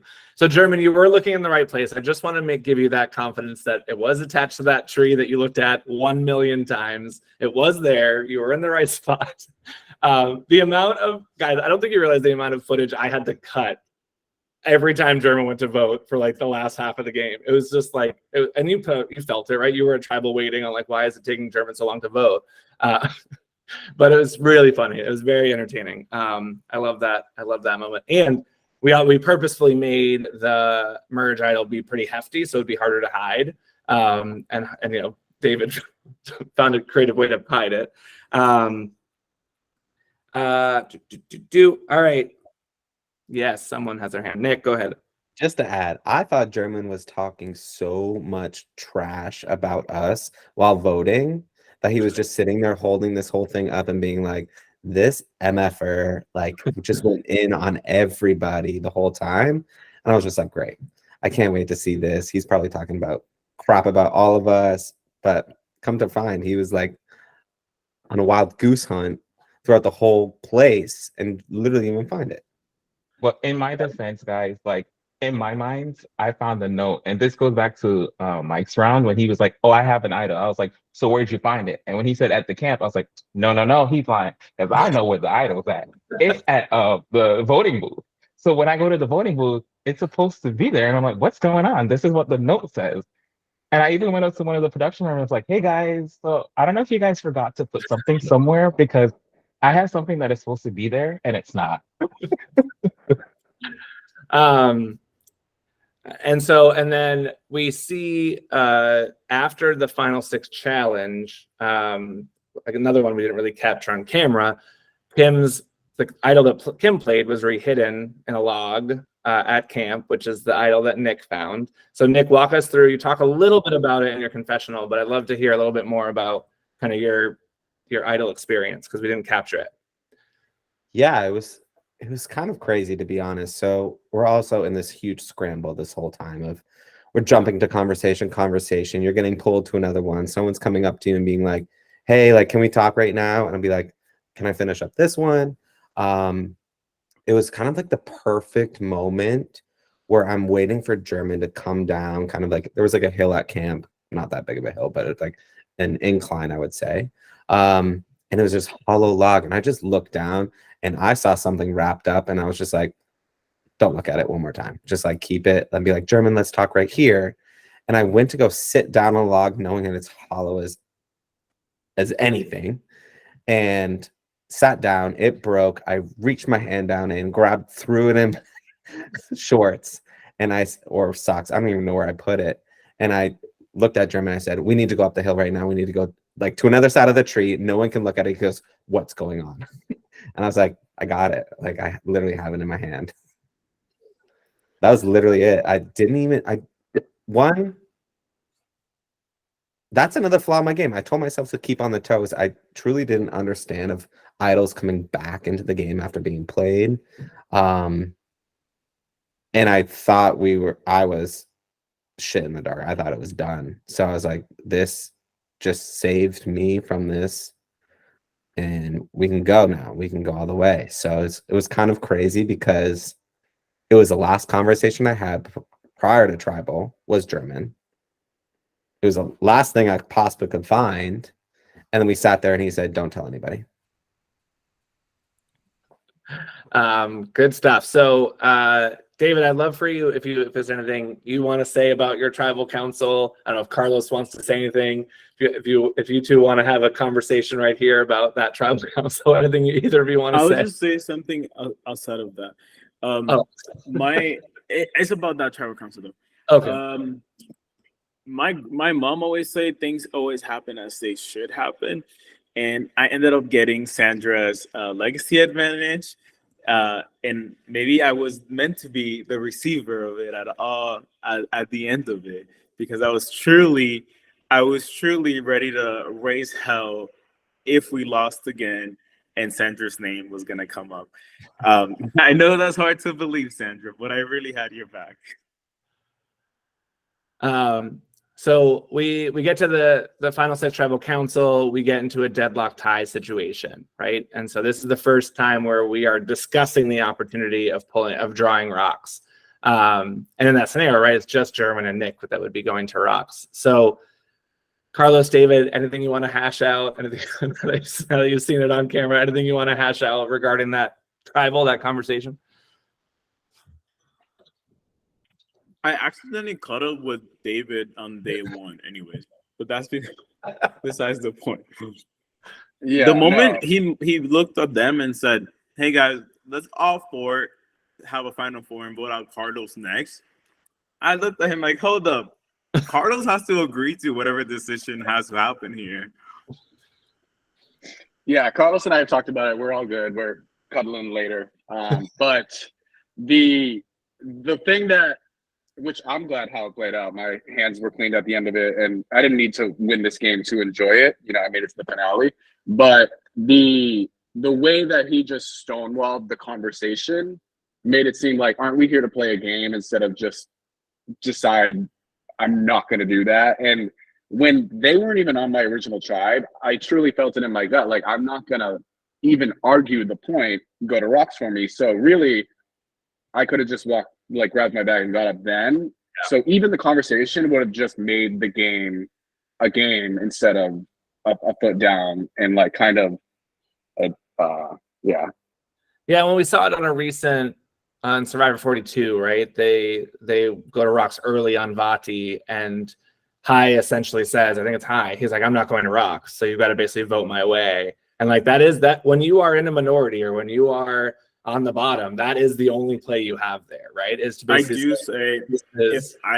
if I was rested, as everybody had voted, I would have switched my vote. Like, if I had time to think, I would have switched my vote, making German and Nick pick rocks, because I don't care about who goes between one of them. It's not John, so whatever. And then be like, "David, they all voted for you." I don't know if David would have bought it, but yeah, I mean, I think we saw that in a recent season of Survival Challenge, right? Where at one point, the guy that's kind of in the safest spot says, "I'm never going to, whatever you decide, I'm never going to agree on it. So you're going to rocks." Like, the two of you are going to rocks no matter what. Because whether you say it's David or you say it's John, I'm never going to agree. You're going to rocks.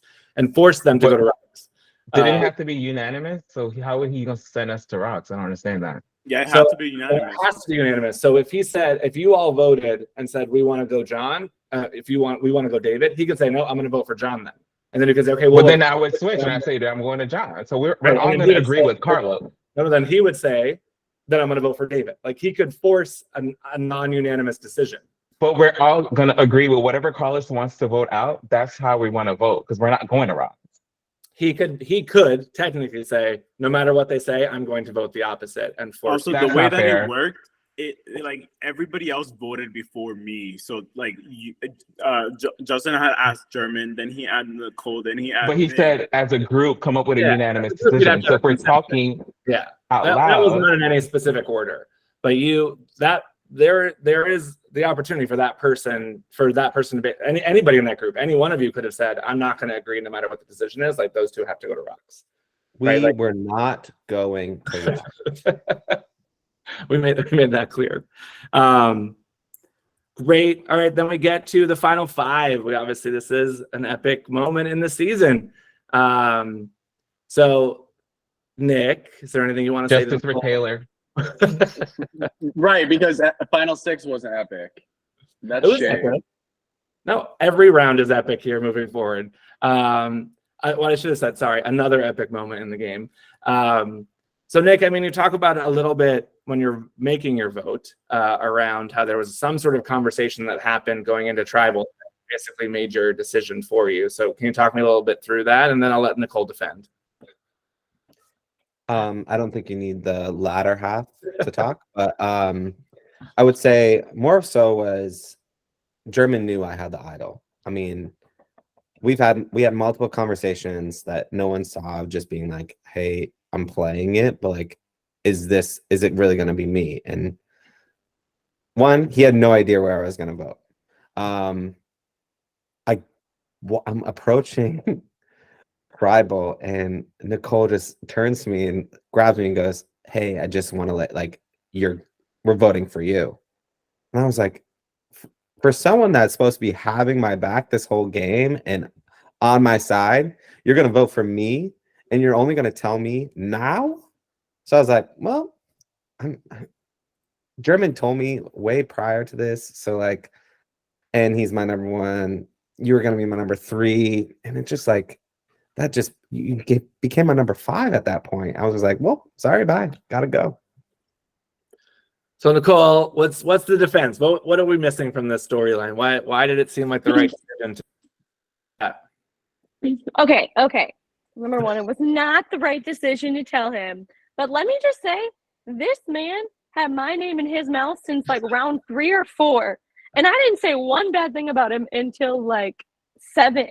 So like, wow, great social game. And I hate him. Just kidding. Right before tribal, well, we were talking and me and German were like, is it time? And German was like, sure. And I was like, yeah, let's do it. And I think I asked him, or maybe he told me, I can't remember, German, did you say let's tell Nick? And did you say I'll tell him right before tribal? Or did you say you can tell him right before tribal? Because one of us decided. Yeah, you came up to me and I was like, yeah, you can tell. I think I said you can tell him, but I didn't think it was going to affect it like that. So I'm pretty sure, and Nick, is it true? Because I don't believe it. If I didn't tell you, would you still have voted John or would you voted me? Because I think you would have done me regardless. I think heat of the moment, like when you're walking to tribal, one, knowing that I had the idol, like I knew I was safe. Like I'm playing this one. If you didn't say anything, I think John would have gone home. Yeah, great. Okay, so yeah, Me my and Nick thought had was talked about it and we had agreed to do John. And you could see my reaction in that tribal. I was like blindsided as well. I was like, oh my God, he just took out Nicole. Nick is the epitome of like, you don't need to be planning miles ahead to win the game because like objectively, I would have been like, that's a horrible decision. You've literally sent yourself to fire making, like, because me and John are not going to vote each other. So like we could have had an easy 4th boot if it was like, if he had got John out at final 5, but he made it interesting and he still won. So you could do both. yeah, I don't know. I think I just like, this is so silly. It was my first game, right? And so for me, it was my personal emotions. And I was like, I really care about this person. I'm going to let him know. And in hindsight, I wouldn't do that again. So yeah, that's where we are at. Good lessons. John, once you saw Nick play the idol, did you think it was you? Like, would you think, oh, that's it, I'm going home? So the interesting thing about me and Nick, I feel like for me, I feel like me and him knew we were not working together and we were always kind of lying to each other. But I felt like we kind of had like this camaraderie, like we weren't going to go for each other. But at that moment when he played the idol, he gave me a little tap. So I thought it was like I got you, but it was like I didn't get you, you know, I did that. And it kind of made it interesting because I'm like, now it's like, you know, 2v2. So like, let's see where it goes. So yeah, I was surprised. But watching it back, seeing Carlos saying, I don't know why the vote is that easy, makes me think I need to start thinking a lot more. Because if I was Carlos at that point, I'm gonna say someone else's name just because why is it that easy? So lesson learned. Yeah.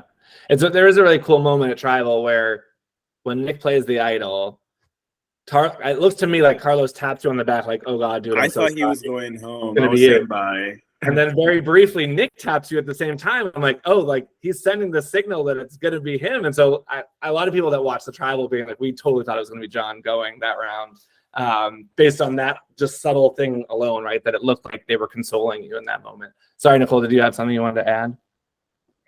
Well, I was just gonna say, speaking of like lessons learned, your gut tells you so much in this game. And when I was walking to vote, my gut like knew it was me, but I was like, "Oh, this is too easy." And I almost voted for John in that Tribal booth. And if I would have, who would have known, you know? No, But yeah. I wasn't. I'm glad you brought that up because I was going to ask if you or anybody had thought about, we're all voting for Nick. If he has an idol, does it make sense to just toss one vote elsewhere just in case, right? And Nicole, I won't run out the scenario where I say, if it's a tie, Carlos, Jervin, Nick. Well, let's just play it out. Why not? Carlos, obviously, I think you vote for Nicole in that tie, right? German, where do you? Yeah, sorry. German, where do you vote in that tie? If there's a tie, you got to revote between Nicole and John. Oh, well, I was going to say that the same thing as Nicole. I knew he had the idol. I wish I had voted John just in case. So Yeah. obviously I'm targeting John that round.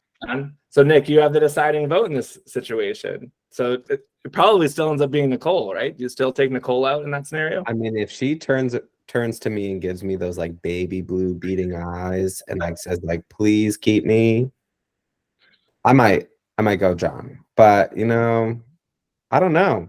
At that time, that's the smoke from the fire at Tribal was in her eyes. I might not have been to see her.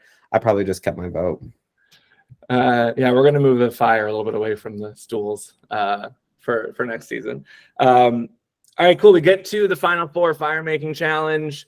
Well, the Final Four Tribal Council. Sorry, John, did you have something before that? Yeah, I just had a question for Nicole because at that point, I wanted to know if you were considering working with me and Carlos over German and Nick at that point, because you do go up to Nick and say you're gonna vote for him. So did the politicking like pay off? Like, were you gonna join us? yeah, well, I wanted Nick out. I really wanted, honestly, at that point, it was between Carlos and German. Like, I wanted to go to the end with those two. But that being said, I don't know. I feel like I really wanted both of those. But that being said, I think I would have voted with you guys too. Yeah. And before we get to talking about the Final Four, I just want to recognize Eric, Allison, and Jazzy who've joined the call as well. Team, we will get to everyone to allow some comments and things from the whole group. Glad to see you all here. Thanks for listening in. Feel free to stay off camera, jump on camera whenever you see fit. Excellent. So we get to the Final Four. German, with his amazing slingshot skills, wins immunity. And then we go into the Final Four Tribal Council. So German, tell me about your decision. I think it really comes down to you deciding if this is going to be a Final Four tiebreaker or you're going to vote out Nick. So walk me through that thought process. Well, first, I want to say to Carlos, I wish you had talked to me more about you saying that you wanted to cut John. Like, I had no idea. In my mind, because in the tapes, you're like, I want to get John out, but I don't know how. You never spoke to me about that. So I knew it was those two versus me and Nick. I'm not turning on Nick. You know, Nick is that's my boy, ride or die. I just have to say, like, who am I going to send into fire with? I knew John could not make fire. So I was like, okay, that's an easier route. But I wanted Carlos out that route. So that's my decision. That was weird. Okay, also, those tapes were a bit old. I think that like, yes, like I could acknowledge that John was going to beat me 100% because we have made every decision together. But he's more likable than I am. Like realistically, and within the jury, he was going to get the props. So like I could acknowledge that he beats me, and also not willing to be writing his name down. So like my hope is like if somebody else does it, I'll not. And I think it got to a point where I just wasn't going to do it. So did the scenario ever cross anyone's mind where you just split the vote in a way that, so like German and Nick could vote Carlos knowing they split, or German, you could vote with one of them to split it so that Nick's vote actually doesn't matter? And I guess, was there any discussion about anything? Yes, I brought it up to German because I said like John and Nick were talking a lot that round, and I said John, like German, like I usually like me and German had a good relationship where I just let him rant and like we kind of talked it out. But this time he was not budging. Like he said, "This is what I'm doing." And we've talked enough. That's it. And I said, "Oh shit, okay." He gave me the Sandra energy. Whenever he like told Sandra, "I'm voting for you," that's it. Because German, right? Like if you vote for Carlos that round, Nick votes for John. They both vote for Nick. Nick goes, but your hands are kind of clean, right? So I just was wondering if anything. I didn't want to go to the final 3 with them because it's a harder fight for me to get to the end. I was not afraid to go against Nick in the finals. Right. But and that was ultimately the reason to force the fire there? I wanted to force the fire so that Carlos would take me and Nick would take me. So, yeah. And I think that was actually that was very smart. I think what you say at the end there where you're like, both of them are going to take me, I think is true, right? I think that worked out for you. John, have you been practicing fire at all since the game's been over? Yeah, I bought like 7 of those, and I have a backyard now, so I'm ready for fire any day now. All right, that's good. We're working on our fire challenge making skills and supplies for next season, so that we're giving you a little bit more, maybe better flints. We're gonna have Taylor advise us and consult us on what flints we should get and all of that to make sure you have everything appropriate fire making for future challenges. So we get to the final immunity challenge, Nick.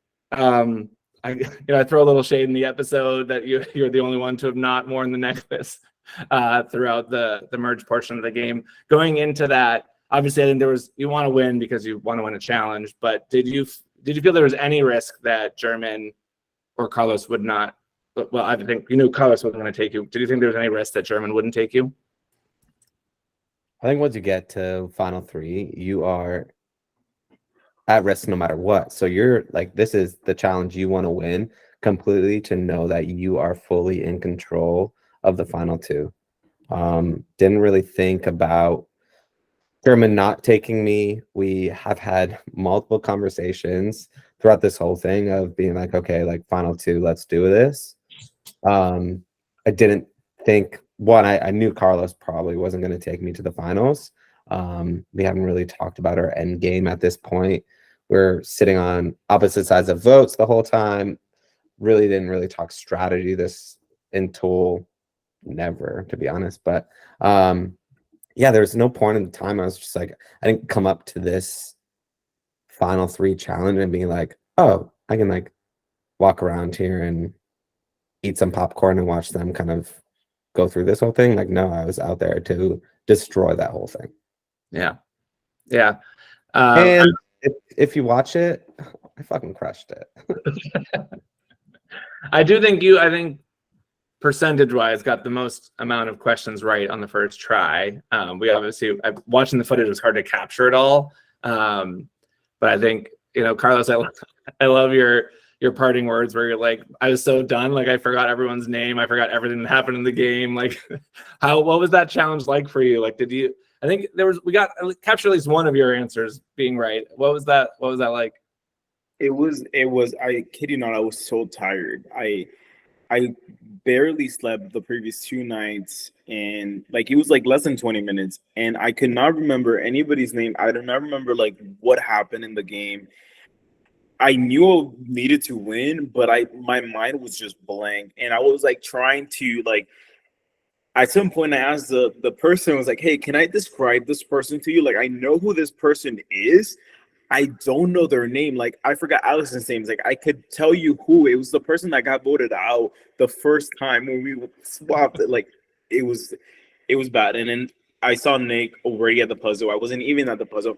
Here's the thing. Like I was like, just keep going, dude, because like you thought the end was like 6 rounds ago, and you keep there. And I thought that if I had to make it to the puzzle, I do think that as long as they weren't ahead enough, I do think in a just straight up puzzle, I had a chance at beating them. In the answering questions, I no way I was gonna remember. Like I was just not remembering anything. Yeah. So Nick, you win. And was there any hesitation about bringing German to the end? These guys obviously made compelling cases at the end. I think Carlos, you take the right approach there, which is Nick and German played a very similar. At least they made a lot of the same moves together. You're going to end up kind of competing for votes that way, right? So, Nick, any hesitation around bringing German at all? Do you think Carlos could have swayed you?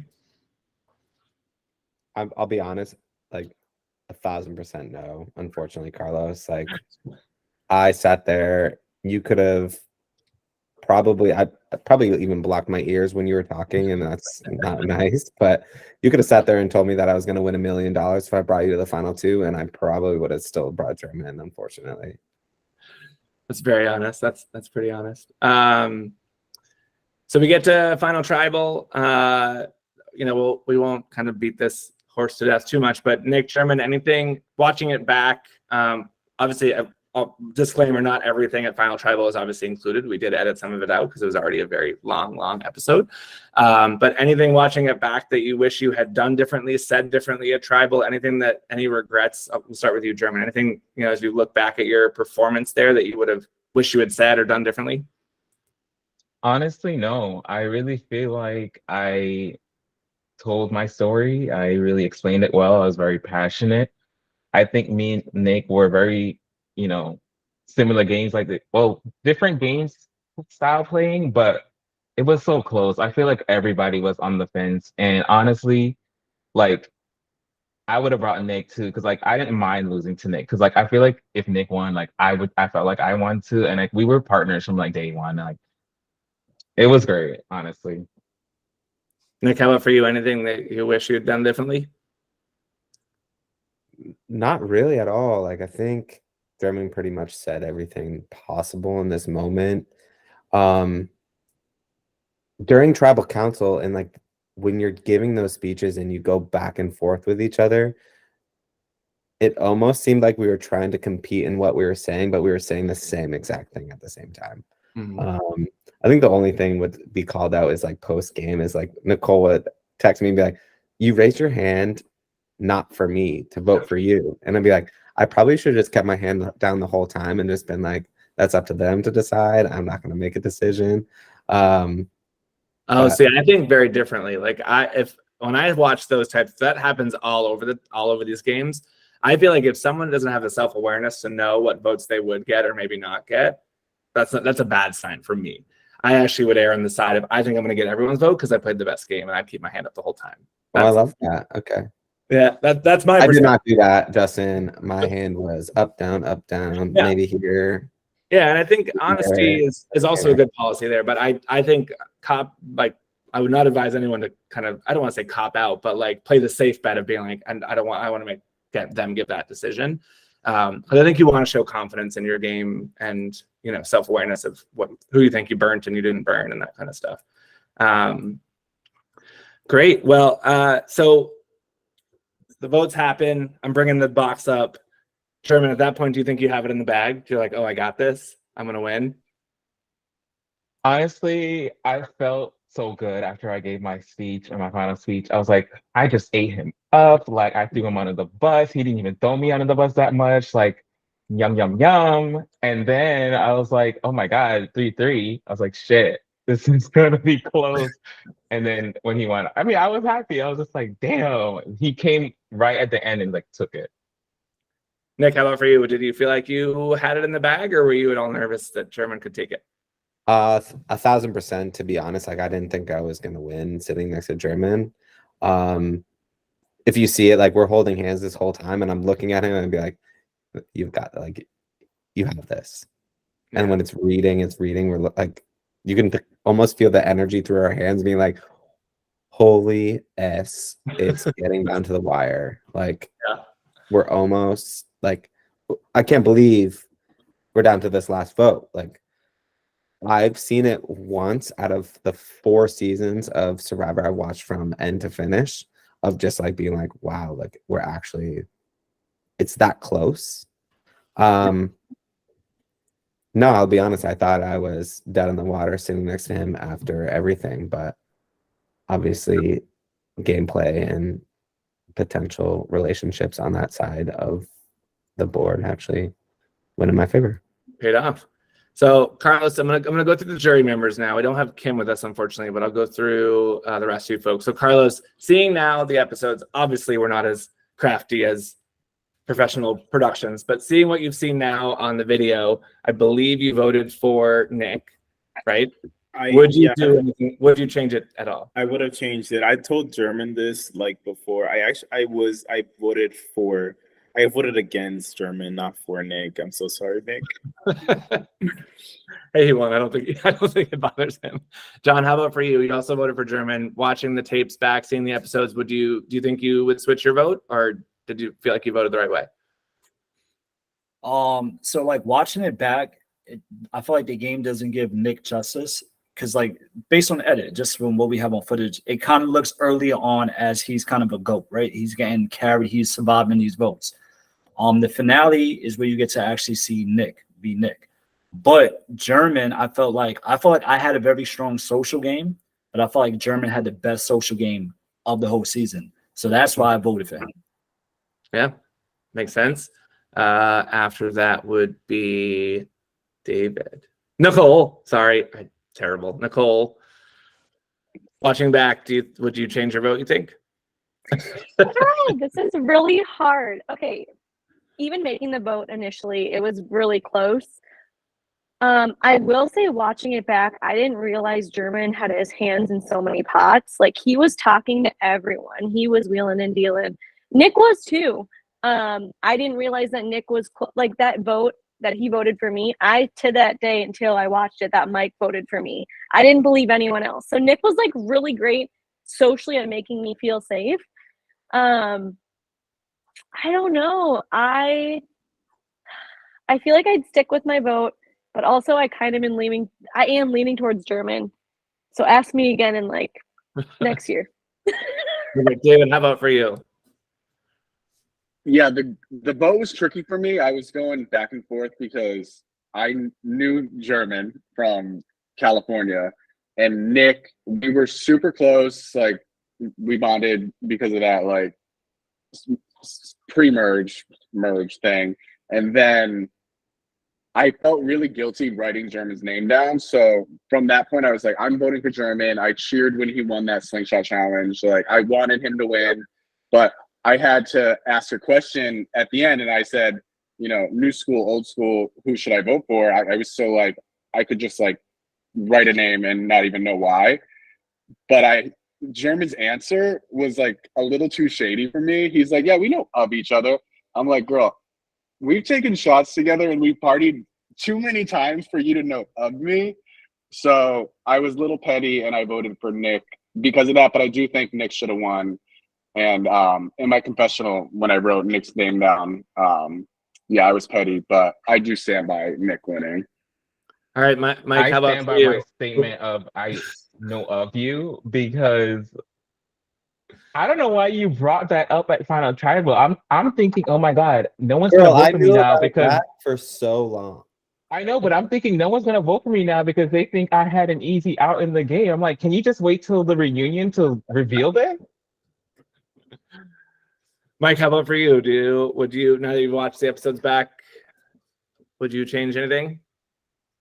I don't know. It's tough. I mean, if I switched to Nick, first of all, it would have been less entertaining, right? It would have been 5-2. We're all about the drama. Like, we want some close votes. We want the people to be entertained. So I'm happy with my vote.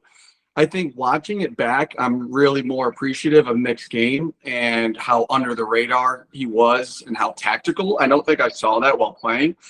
I think German, well, like I said in the beginning or in my speech, I didn't know those guys and I feel like they didn't know me. So I went off of personal vibes and people that, you know, gave it back to me a little bit. But German was very public with his social skills, and I was impressed of how far he got being so socially, you know, in and visually social with people. But Nick did it more under the radar, and I really appreciated that watching it live. So like Nick is definitely a deserving winner. I would stick my vote with German still, but watching that back, it made me want to go Nick a little bit. But German, I got you. All right, Taylor, how about for you?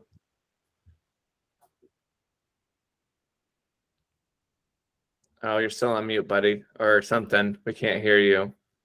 It's very embarrassing. We're all feeling very awkward about it.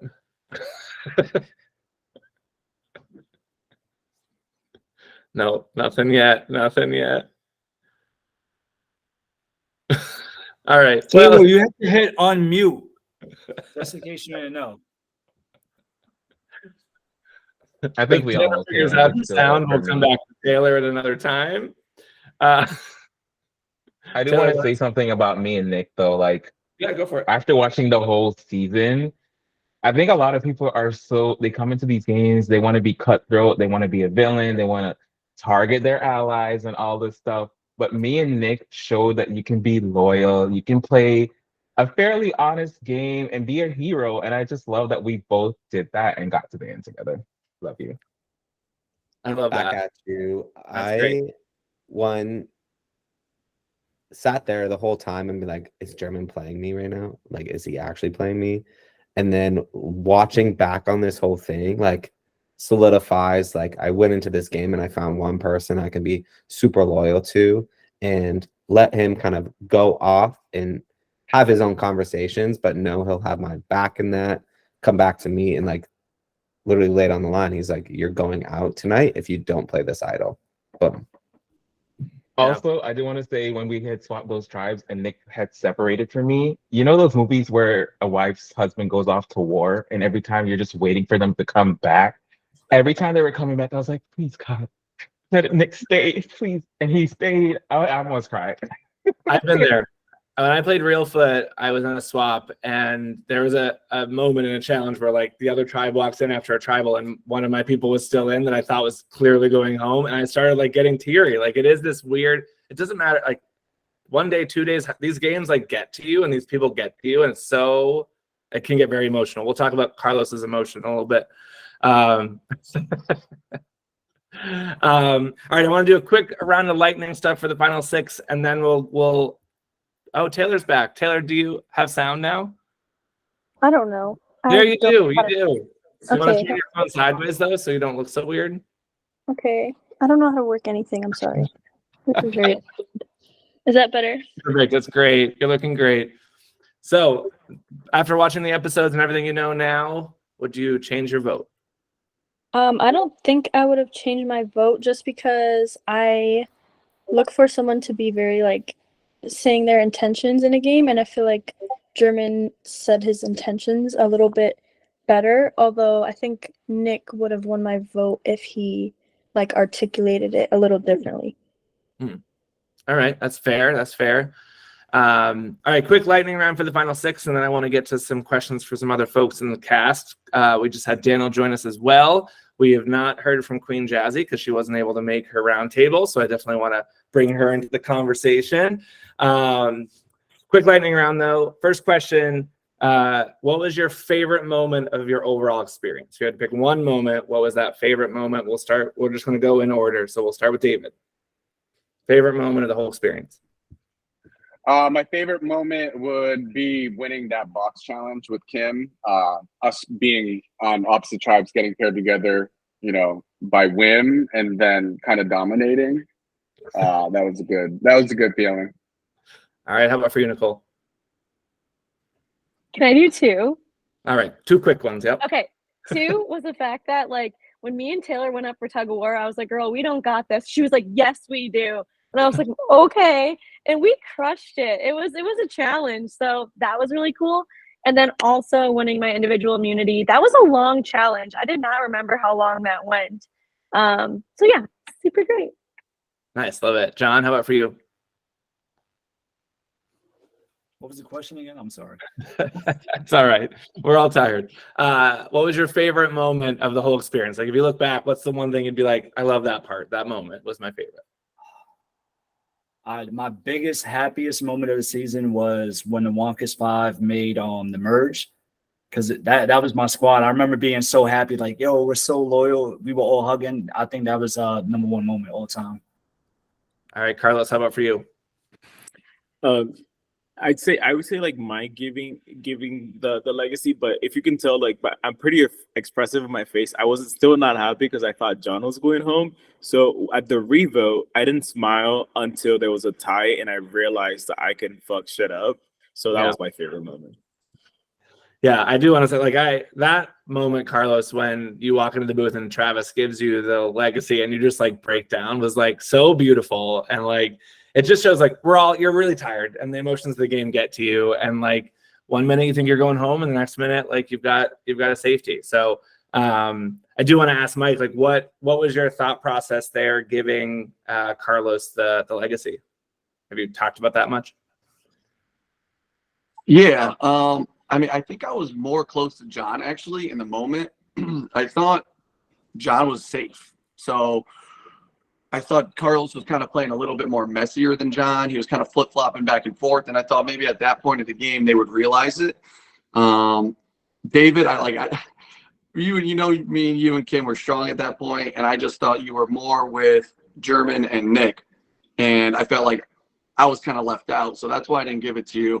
But I just want to know you were like a big ally and I love you, bro. But at the time, I do think John was more safe and I wanted to protect Carlos at that specific vote. And that's kind of all it came down to. I do want to acknowledge that if I didn't get the vote, German mentioned that he was going to take out David. So I didn't survive only because not that like I'm very appreciative, but like in case anybody was saying like you only made it because of that. Yeah, I was closer to Carlos. Sorry. I got gypped twice. That was supposed to be mine. Sandra was supposed to will it to me, and Mike. I feel the type of way. That's all I'm gonna say. I like Carlos. It's so funny. You're like, you know, thanks, Mike. Love you, bro. Sorry I voted you out. It's so good. German, how about for you? Looking back, what was your favorite moment? Yeah, I have two. Sorry. Like I said earlier, just me and Nick representing heroes and making it to the end. Loved it. And then also winning that final 8 night moves challenge and avenging my queen Taylor. Thank you. All right, Nick, how about for you?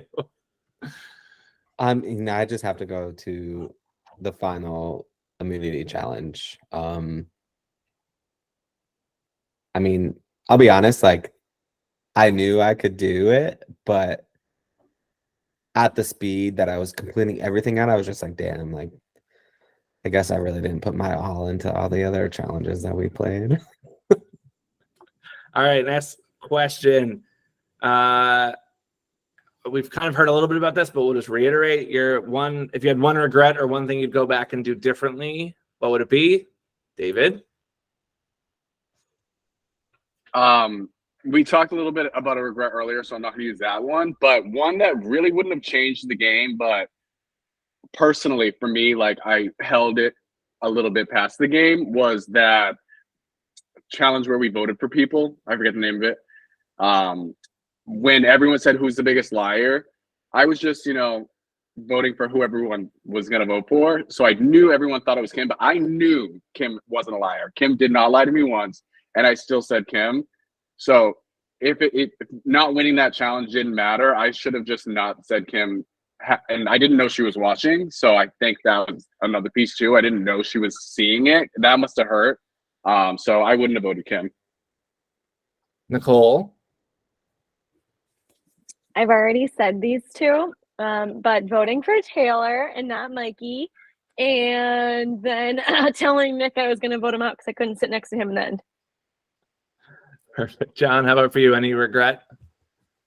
Taking my two strongest allies, biggest allies to the damn award. That's the biggest regret. Yeah, and then not getting rid of German over Taylor. Yeah. Oh, Taylor, look at all the love you're getting. Carlos, how about for you? Any regrets? Not getting rid of Nick over Taylor. Start. All right, German. I would say I should have ran and got the idol before David. Like I didn't. Not that I needed it, but I should have ran and got it. All right, Nick, any regrets? Hard to have a regret when you win, but anything you'd go back and do differently? Yeah, I think I probably would have actually sat there and asked Taylor how to make a fire the first night we were there. I mean, watching her was great, but like I obviously still didn't do well at the end. But luckily for those matches. Always have matches in our back pocket. Awesome. Last little roundtable, and then we'll get to some other questions. Anything that you feel like we have missed that we did not tell as part of your story? Anything that didn't make the air, didn't make footage, we haven't talked about it? Anything else from your Outlast experience you feel like your chest or that we didn't show that you'd want people to know? David.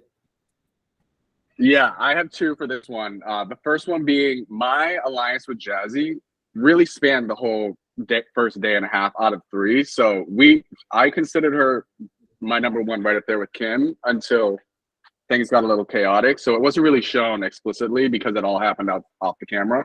And then the second one was I got my ass kicked this whole, like I was injured from the beginning to the end.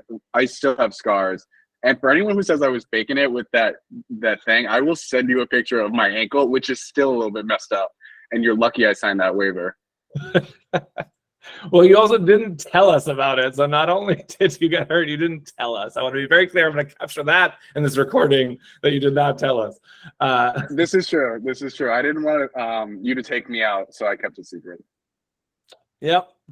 As long as you just state that on the camera, we're good. Nicole, anything we missed of your story that you'd want us to share, to talk about?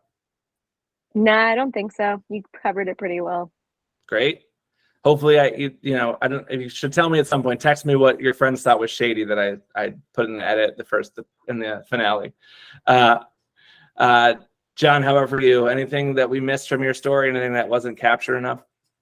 I think the way me and Carlos connected, there was cameras around, but it was so brief. Like Carlos came up to me, he said like 2 words, and we're like, yeah, we're gonna work together to stay away from each other. I just wish it showed because it kind of just John and Carlos are working together. Like there's no backstory, but yeah.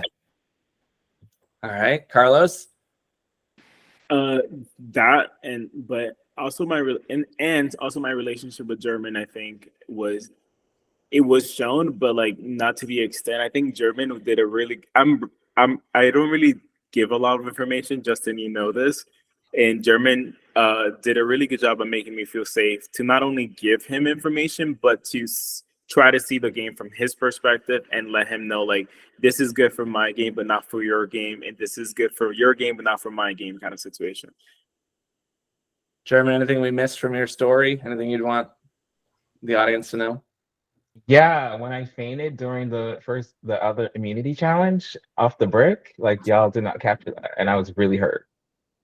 Oh, The drama. Drama.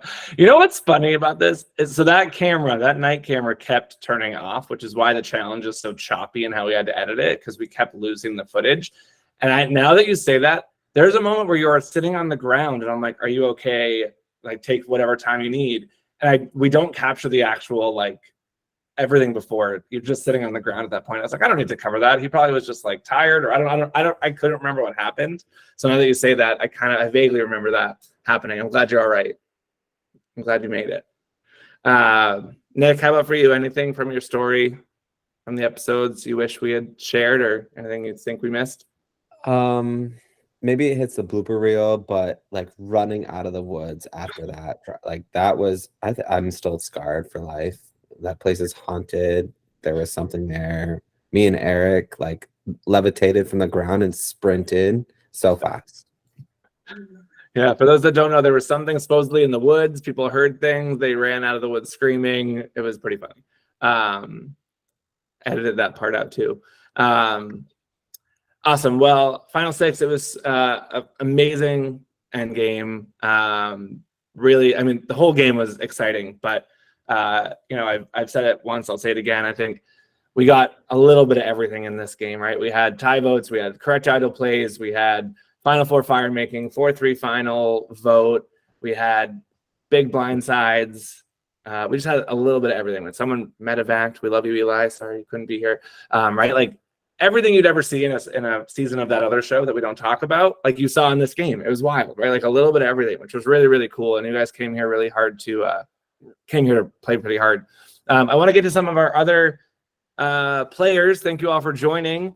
I'm just going to go in the order of my screen. Sandra, you're up first. Watching the episodes, has there been like a favorite moment, favorite challenge that you saw? Anything that kind of stood out from the episodes that sticks with you that you loved? Oh my gosh. Well, I loved watching everything after I got voted out because everything was new to me. I didn't see any of it. So it was like watching a whole new show. I wish I saw a little bit more of the brick challenge because it did. I think someone mentioned it before. Like it looked like they were standing on the grass. I'm like, well, this looks so hard. And then when German fainted, I would have liked to have saw that. Sorry, German. Sorry, I missed that. Yeah, the fire making challenge was a favorite. Sorry, John. That's just epic Survivor, I feel like. And everything it was just awesome. I mean, it was all my favorite. It's so hard to pick anything. Lori, how about for you? Anything stand out of kind of as you watch the episodes that you was there like a challenge you're like, oh, I wish I could have done that. I think I would have crushed that challenge. Anything that you were kind of aching to participate in? Oh, I think you're still on mute. I can't help you unmute either. I'm so sorry. We'll come back to you. See, Taylor, it's not just you. Everyone forgot that Taylor couldn't unmute either. So, Lori, whenever you figure it out, we'll come back to you. Eric, how about for you? Are you there? I don't know if you're. I think someone said you were maybe with people or out in the world. Oh, there he is. Anything after watching the episodes post your episode that you like have a favorite moment, favorite part? Sorry. I was trying to join by computer, but I didn't make it in time. Oh, good. So the phone will have to do.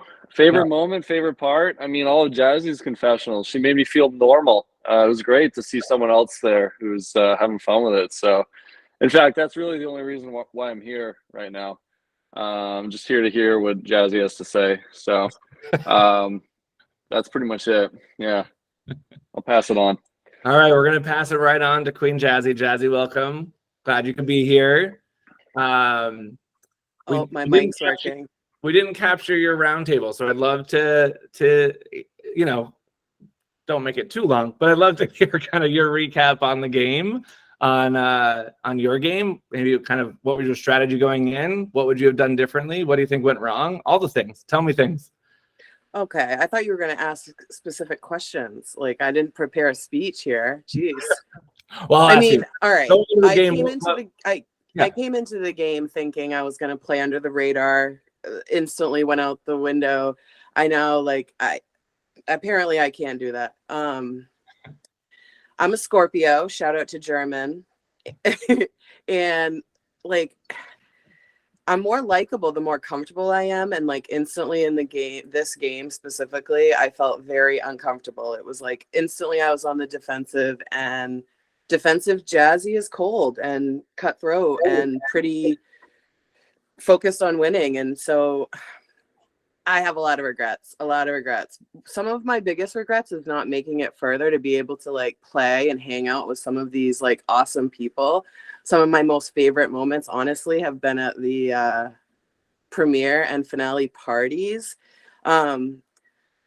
where I show how likable I am. Like, I don't think people would vote me out of these parties, but I think I'm like first to be voted out of these competitions. So like, I need to change my game and change my strategy if I play again, period. I want you guys to like me, and I know you do outside of the game. So how do I do that in the game? I need to like be more restrained and not be so crazy. Sorry, audience. I know you guys like that, but being like that doesn't win. And that's my biggest takeaway.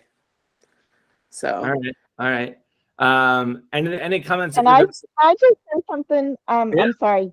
I just want to add to what Jazzy said, because I totally agree, like with what she's saying about you go in trying to be someone else, like especially when you have strong personalities. Like, you know, I know I have a strong personality, and Jazzy too. She like, you know, she like to, you know, it's the same as, you know, we're kind of alike, which is why I feel like a lot of times we bang heads as well. But you go in trying to stay under the radar, and then you just end up your real personality, you know, outgoing and strong personalities. It's just hard to keep it going. But sort of likable outside the game.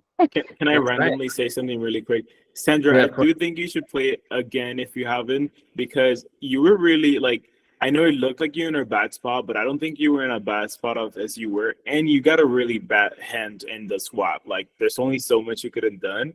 So if you haven't applied to another one, I really think you should, because I want to watch. Shout out to Miss I Thang. can't tell you, but maybe you'll see me this summer a couple times, maybe not. Jazzy, obviously there was a couple of real pivotal moments, especially in the early game, that I think were really driven by you. So I'd love to just get quick thoughts on those. That first tribal that you go to, you orchestrate this plan, try to split the vote, try to take out a power player. What was your thought there? We kind of see some of it in the episode, but anything that we kind of missed, anything you'd want to clarify, or anything that we should know about that first tribal and that move? I wish we wouldn't have told Carlos. It was just like a poor read.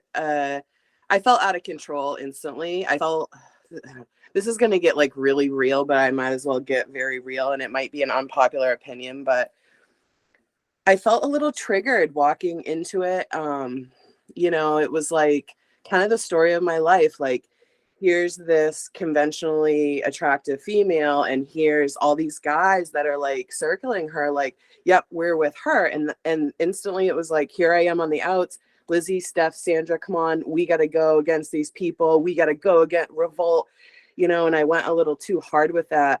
Carlos seemed a little bit on the out, because Carlos does a really good job at playing like a restrained game. And so it was like, Carlos, we're going to do this. And it kind of flopped. But pretty instantly, that is kind of why I acted so crazy. And I think that's what makes Survivor so interesting, is that you play the game and it pulls out a lot of your own insecurities, your own implicit biases and whatnot. And I think I misread that that's what was going on. But because that's how it stacked up, that's instantly why I went on the defensive. And it was like, here I am, I'm getting Kim out so that I can take her place, essentially, which sounds really fucked up, but that's what I wanted to do.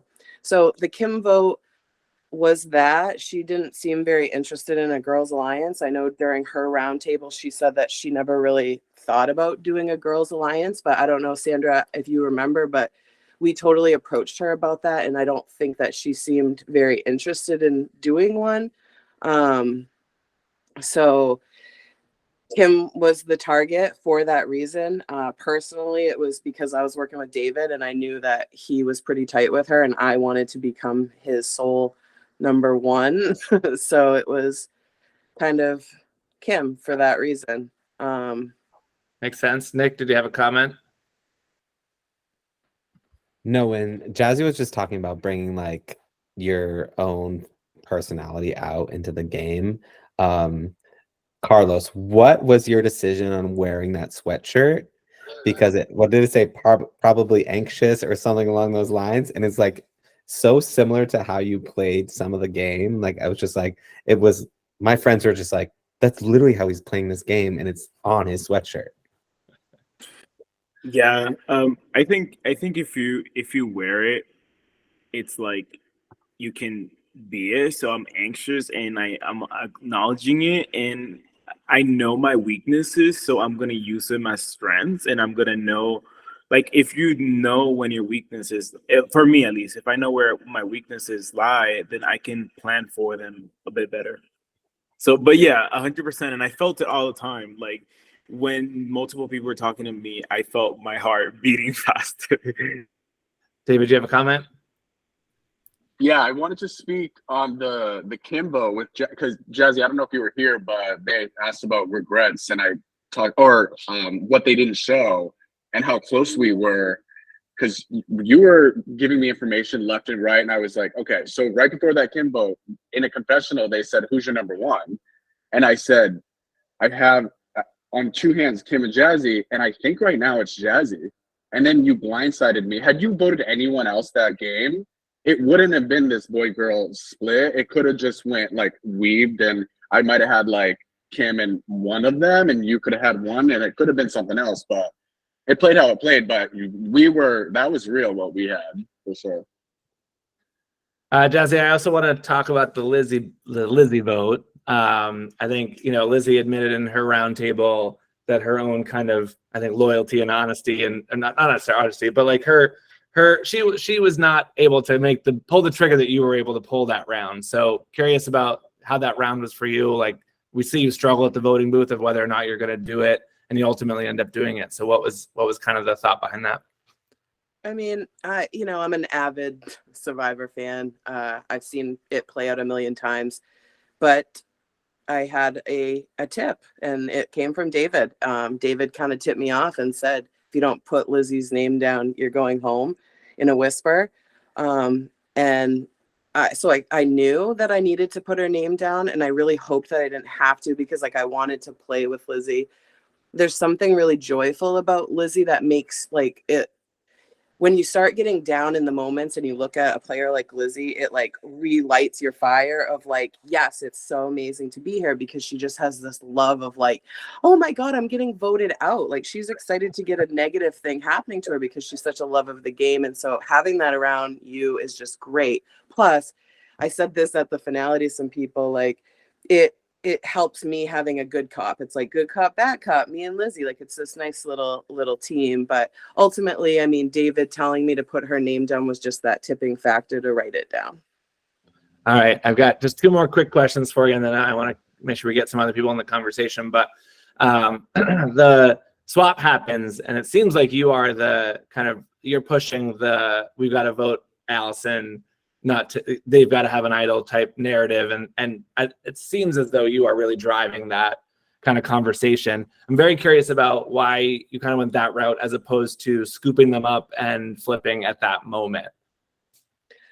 That would be one of my biggest regrets in the game, would be not, because I actually did have my eyes set on Nick for a really long time, since we stood next to each other in like one of the first challenges on the first day. Where you never got water balloons tossed at you. Exactly. Like we stood back there and chatted, and wonky mucus became the thing that it was. And like, so I wanted to work with Nick, and I knew Allison previously from Pandora a little bit, though I had thrown her under the bus in Pandora, so I wasn't so sure about the relationship. And Eli and I felt like we're hitting it off, and so I wanted to. However, they came so quick to us with this Eli is sick thing that I instantly was like, this is a lie. Plus, I saw how vulnerable Kim was on the other tribe, and I thought we would win some more, that I was like, here's my chance to get into being David's number one. So a big part of it was to secure that relationship back with David, erase a little bit of my chaos and show a little bit of loyalty. So I did, and it ended up being my downfall. But yeah, that's the answer to that. Carlos, you got a comment? This has nothing to do with it, but I didn't remember Jazzy, that I played Pandora with Jazzy, and she was like, you remember me, in front of like the whole tribe. And I was like, what? So do you remember that, Jazzy? Yes, because I was like, why does this guy not remember me? Because you totally screwed / saved my game in Pandora. So I thought you would have definitely remembered me, because you like purposely swapped me in this thing. And so I was like, why does this guy not remember me from Pandora? I have pictures of him on my phone. Like, what the heck? All right, last question, Jazzy.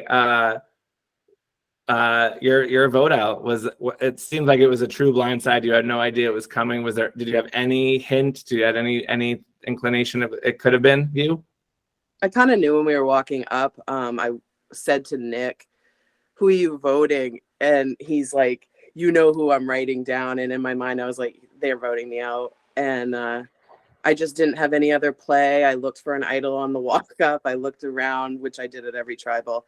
So did German. It was a blindside. And I was hoped it wasn't, but I had an inkling that it was. So. Gotcha. Well, Jazzy, I think it goes without saying that you are an amazing character. So, like Eric said, and many of the people, your confessionals were gold, and we always love people who are just truly raw and play the game hard. And so many people, it's so funny. Even towards the end of the game, I'm trying to put confessionals together, and people don't say names. They don't they're so hesitant to actually name names, call out alliances, talk about their plans, and you let it all out there, which I think was just awesome. So I'm glad you were a part of it. And thank you. And if there's anything else you want to get off your chest, now's the time. Anything you missed your roundtable? Anything else you felt like we didn't capture in your story or that you want to say? No, I think, again, I would love to have gotten to know a few of the other people a little bit better late game. People on Canoe, which actually became some of my favorite people to hang out with, partying at the finale and the premiere. And maybe in the future, you should do a few episodes at the premiere and the finale, because we really had a lot of fun and had some really hilarious moments out. So yeah, the after story. Yeah, exactly. Sweet. Daniel, welcome to the call. As you've been watching the episodes back, any kind of big moments that stand out for you? Any of your favorite moments you've seen? I just love the individual part of the game in general. I was so sad to not make it to the individual portion of the game, but the memory challenge, I was right there with you, Nicole. I was right there with you. Under pressure, who knows what I would have done, but that was one thing where I was like, oh man, I would have killed that. But yeah. Well, I hope you've seen the roundtable with Kim where she says her biggest regret in the game is not taking you and taking Taylor instead. Oh no, I didn't see it. Oh no, I have to watch it now. Oh man. All right. Lizzie. Oh, sorry. Go ahead, Daniel. Oh, just by the way, just wanted to say congrats to Nick and German. You guys played awesome games, and you guys were a joy to get to play with. I'm glad I got to play with both of you guys. Awesome. Eric? Speaking of congratulations, Daniel, want to share what you've been up to? You got a big part, right? Oh, look, yeah, I'm in Idaho right now, of all places. I'm usually in New Jersey, but I'm way out west, and here to do a show for 5 or 6 weeks, and it's a really exciting play. I'm really loving it, and actually enjoying being out in Boise. It's a surprisingly, well, no offense to anybody who's watching this from Idaho, but it's definitely a surprisingly awesome place. Nice, awesome. Lizzie, as you've been watching the episodes back, anything stand out to you? Any of your favorite moment?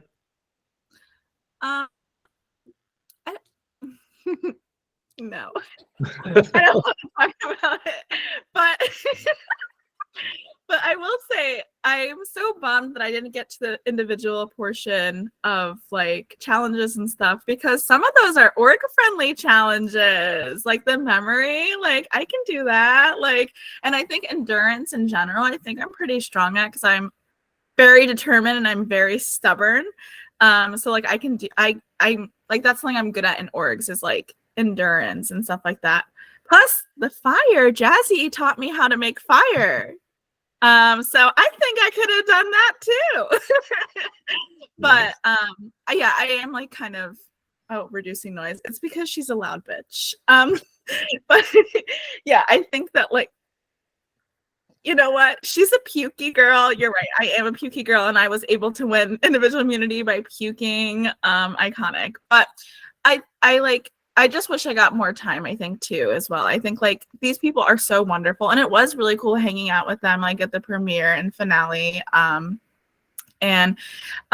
Just like I just also just again want to speak on my relationship with Jazzy really quickly again for anyone who didn't watch my roundtable. Jazzy is so wonderful, and I have no bitter feelings towards her voting me. And I think she is wonderful, and she's the type of person that I really like working with, because I love working with people who are going to be like the opposite of me in a lot of ways, but that we can kind of come together. And she's wonderful. That is all. I came here mostly to talk about how I love Jazzy. That's kind of like my role. I'll be the Amber to her Jerry any day. Love it. Allison, how about for you? Any moments stand out since you've been gone, as Kelly Clarkson would say? I was just, after you said that, I was supposed to go, since you've been gone. I really liked watching all of the tribals on all the episodes. I think you did great editing.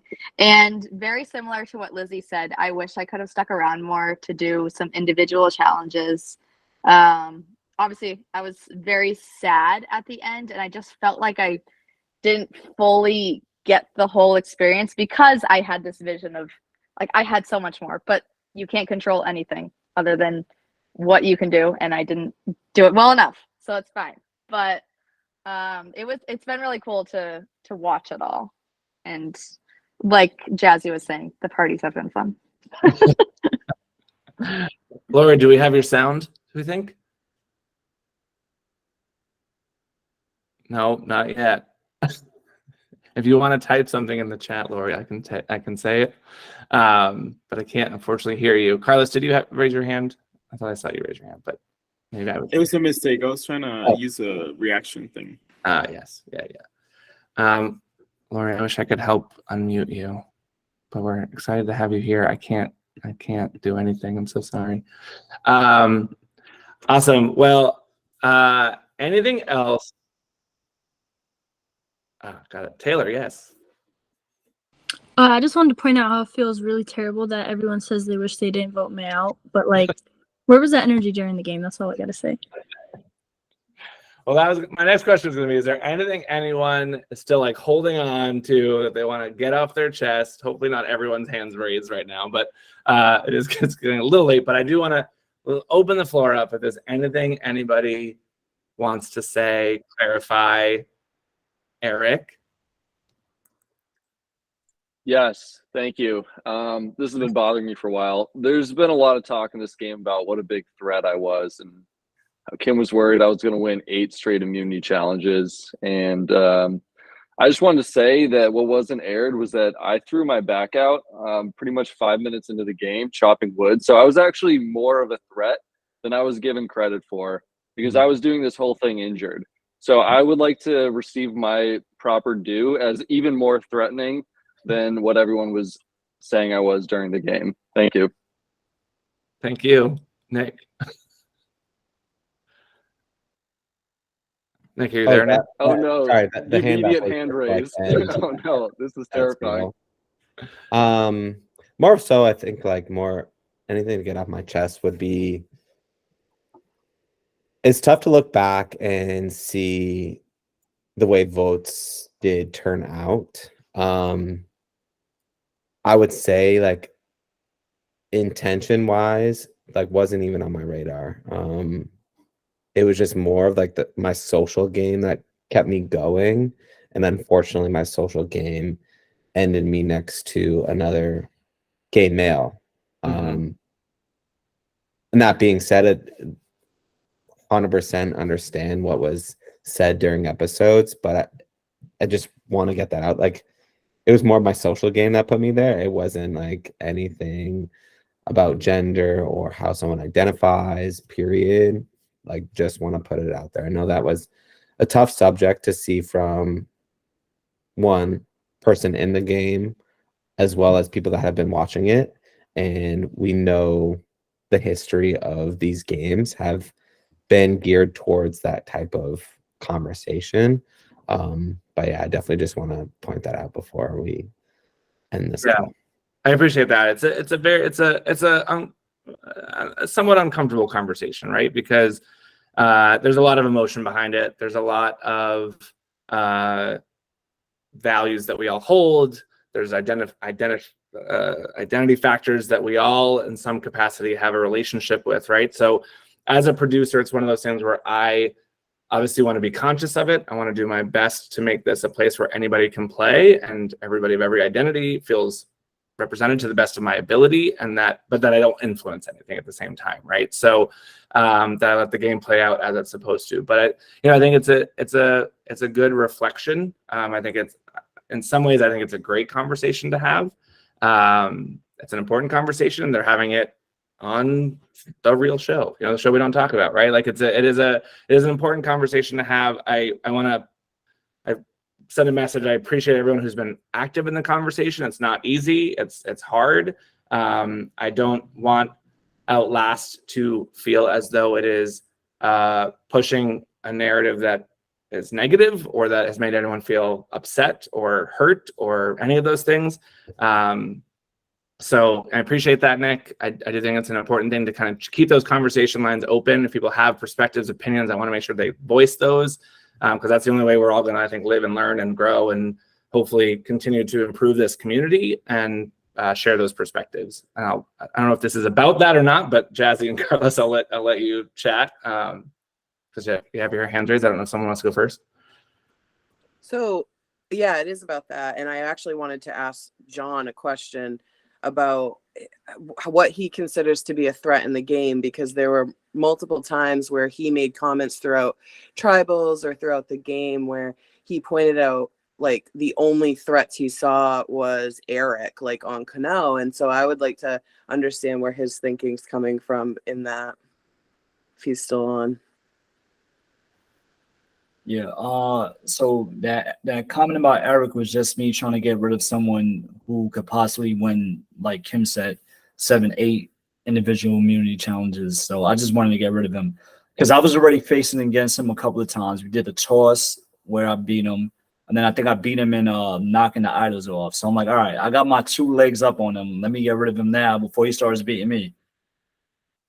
Yeah, and I also, this kind of pertains a little bit, Jazzy, but I want to take some responsibility in that you guys saw a fraction of a lot of things, right? So I chose to highlight certain confessionals, certain moments, certain things that happened, didn't highlight other things. So I take on some of that responsibility where John could have said much more than that. And I only included certain bits that helped tell the story we were trying to tell in that moment. So I don't want to speak for John. And I think your question is certainly valid, Jazzy, but certainly I hold a lot of responsibility, or we as a team, in the way we edit things, the way that we present the story, that may not be true to what was happening in that moment. I will confess, we chopped up confessionals because we only had so many and spread them throughout the game. You probably noticed that, right? So I think Carlos said, right, something he might have said earlier that morning, I used in the finale, right? And so I chop up the story the best I can. There's so much chat happening, I can't even follow. I chop up the story as I can to tell somewhat of that story. So, again, I hope no one is offended. I hope no one takes anything too much to heart, because as has already been said, who you are in the game is not who you are outside the game. We don't really get to know the real you. And in some ways you are a character in a show, right? Like that's kind of how they are in the real show, right? And so, yeah, I mean, it doesn't change anything that was just said. I do want to acknowledge that we as the storytellers take some of the responsibility on for how the story is told. Carlos, go ahead. I was just going to say that, like, I do think it's very important that these conversations are, like, you're having these conversations, because I think we all have to acknowledge that we have biases.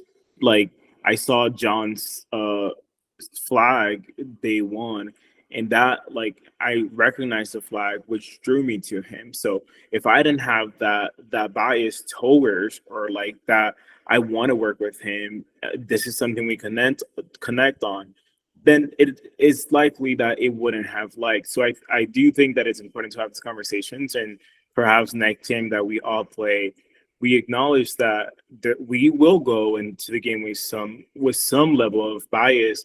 And when you're acknowledging them and when you're more conscious about them, then perhaps we can make more conscious decision within our games.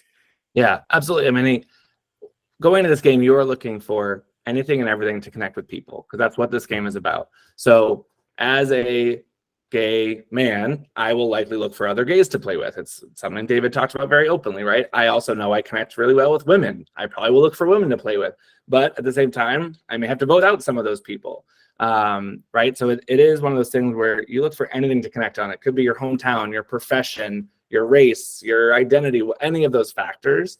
And that's what makes the game great, but it also fills it with emotion. It fills it with complexity that kind of goes beyond a game like this, right? So it makes it both beautiful and so hard, and it is a microcosm of society, right? Like you go into your life that way too. Like I don't go to a lot of straight bars, I go to a lot of gay bars, right? So that's where I'm gonna lean, right? Like that kind of stuff, right? Like so yeah, I think you're right, Carlos. It's so important. It's important to be conscious of those things. I don't think anyone's going to be completely unbiased when they go into these games. It's just not possible. We all have things that we are passionate about, and some of that is our identity. And so we're going to connect with other people that have that. John, go ahead.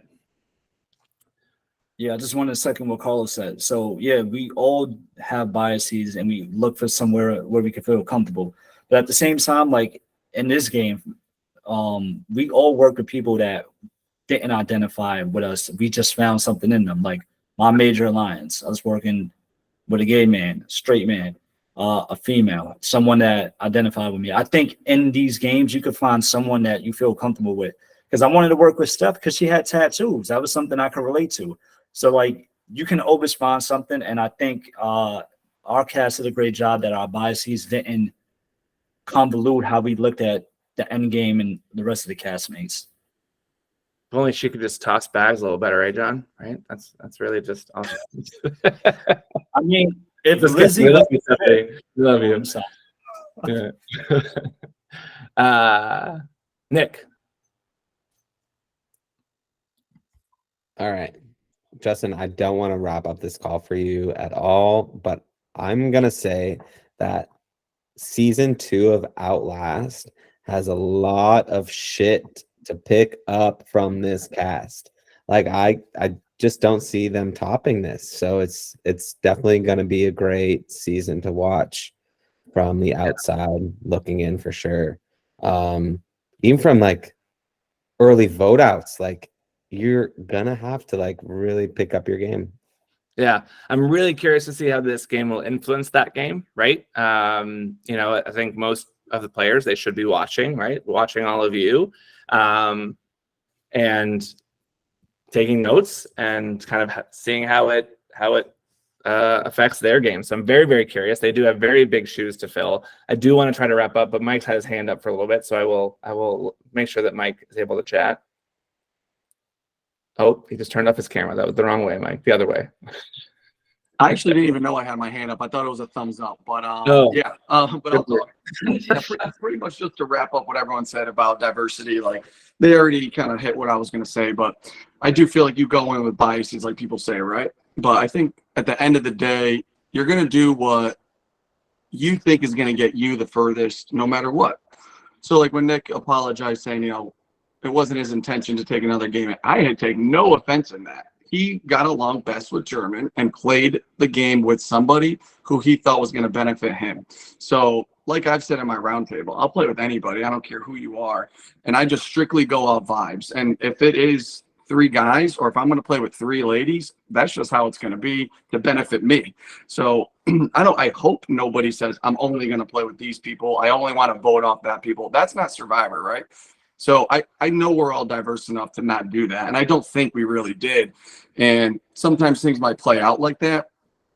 But I feel like we all know the game. We all, you know, love each other as people inside and outside this game, that when you play another game, you're going to do what's best for you.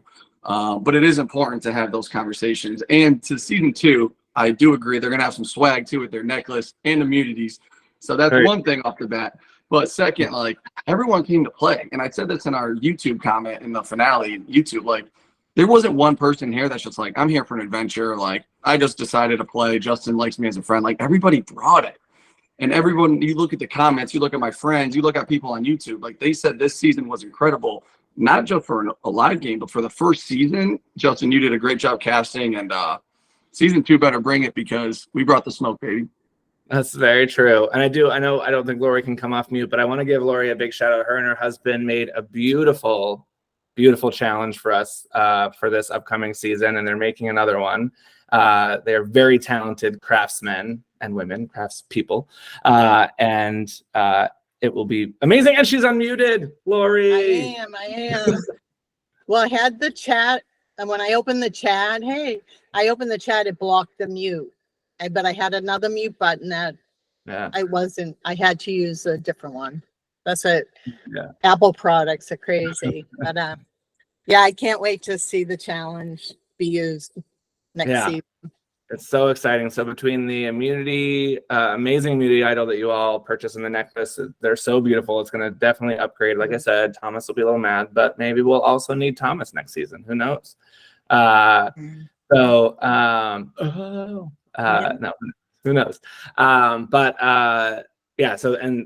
we're trying to upgrade across the board, right? We want to take a lot of notes from this season and make sure that's better, smoother. I'll just improve as best we can. I know Eric has some amazing vision around how we can do better on video, especially sound. Thank God. I think it's gonna be great. And fingers crossed, we have a very good cast. I mean, you can only do so much, but we'll see what they do in the game. But it looks great, sounds great. Feel like it's gonna be good. And I did. I won't do it on recording. Never mind. I'll tell you all when I stop recording. But anything else anybody wants to say before we go? Justin, I need to know, what was the message in the bottle during the chess challenge? So I asked Travis about this because I think it was a clue to the immunity idol that David found. I think it was another opportunity for that note. So when it wasn't found in the breakfast sandwich, it wasn't in the challenge. That's when we put it in the tree because we were like, we got to get this clue out there. There was another tile that was not flipped. That was the final Outlast opportunity as well, which never got flipped, so it wasn't used in that challenge. But all that would have been left at that point, the steal a vote would have gone back into Outwit. So the steal a vote would have been available, or the challenge advantage would have been available. So I think I said this publicly. The outplay was a challenge advantage. Pre-merge would have been tribal challenge advantage. Post-merge would have been individual challenge advantage. A couple things that didn't make the game. Well, I will wrap up by saying it's already been said, but you guys were. Oh, sorry. Go ahead, Nick. No, I just want to reiterate what was previously said during the finale showing. Justin, production, it was unreal to be with all of you during this moment. Can't give any more thanks to that crew that you had on. Very personable individuals, so shout out to all of them. I'm not going to name them all. And then I just want to truly shout out to this cast. I know I couldn't work with every single one of you, but this game, as my first game, was kind of unreal and sparked a lot of interest to going into LRGs and orgs and all of that. So kudos to all of you. I appreciate it. Yes. Thank you. That's a great way to wrap up from our winner. So I appreciate that, Nick. I can't shout out enough the cast, the crew. I mean, I got a little emotional at Final Tribal. I remember that once I started doing the editing, because it was just it's a fan like mine's dream come true to put something like this on, to have an amazing cast, an amazing crew, to have it go somewhat smoothly, no major challenge breaks, no major kerfluffles with, impacting the game. It kind of played out. And so it was great. And I've learned I need to be a little bit more maybe up energy as a host. Hannah would make fun of me. I'd be like, you're saying go ahead to start the challenges. You need to say survivors go. So we'll improve all that stuff. But you guys are amazing. And shout out to the crew. Shout out to everybody who's watched and followed. I mean, we have over, I think, 3,200 views of our premiere episode, which is amazing. it's been an amazing experience. Thank you to all of you. Again, huge congrats to German and Nick for being our final two, and Nick obviously for being our winner. But either way that went, I think it would have been very well deserved. We would have been very happy with the winner either way. If Kim was here, I was going to do like if it was Carlos and Nick, which way would you have voted? But we're not going to do that. I want to make sure we have the whole jury here if we're going to do that. But you guys can chat about it and poll it out and figure it out if you want to. But it was an amazing experience. Thank you all so much for joining. I know it's super late, so good luck in your Thursday mornings. Thank you all, and I hope we all keep in touch. I hope to see many of you at the game this summer as volunteers. Reply to my email if you want to come help. Otherwise, I'm sure I will see you all playing more games and in other parts of life. So hope you all keep in touch, both with me, with each other, and thank you so much for being part of the roundtable and the reunion. Have a good night. I love you all. Look, guys. Peace.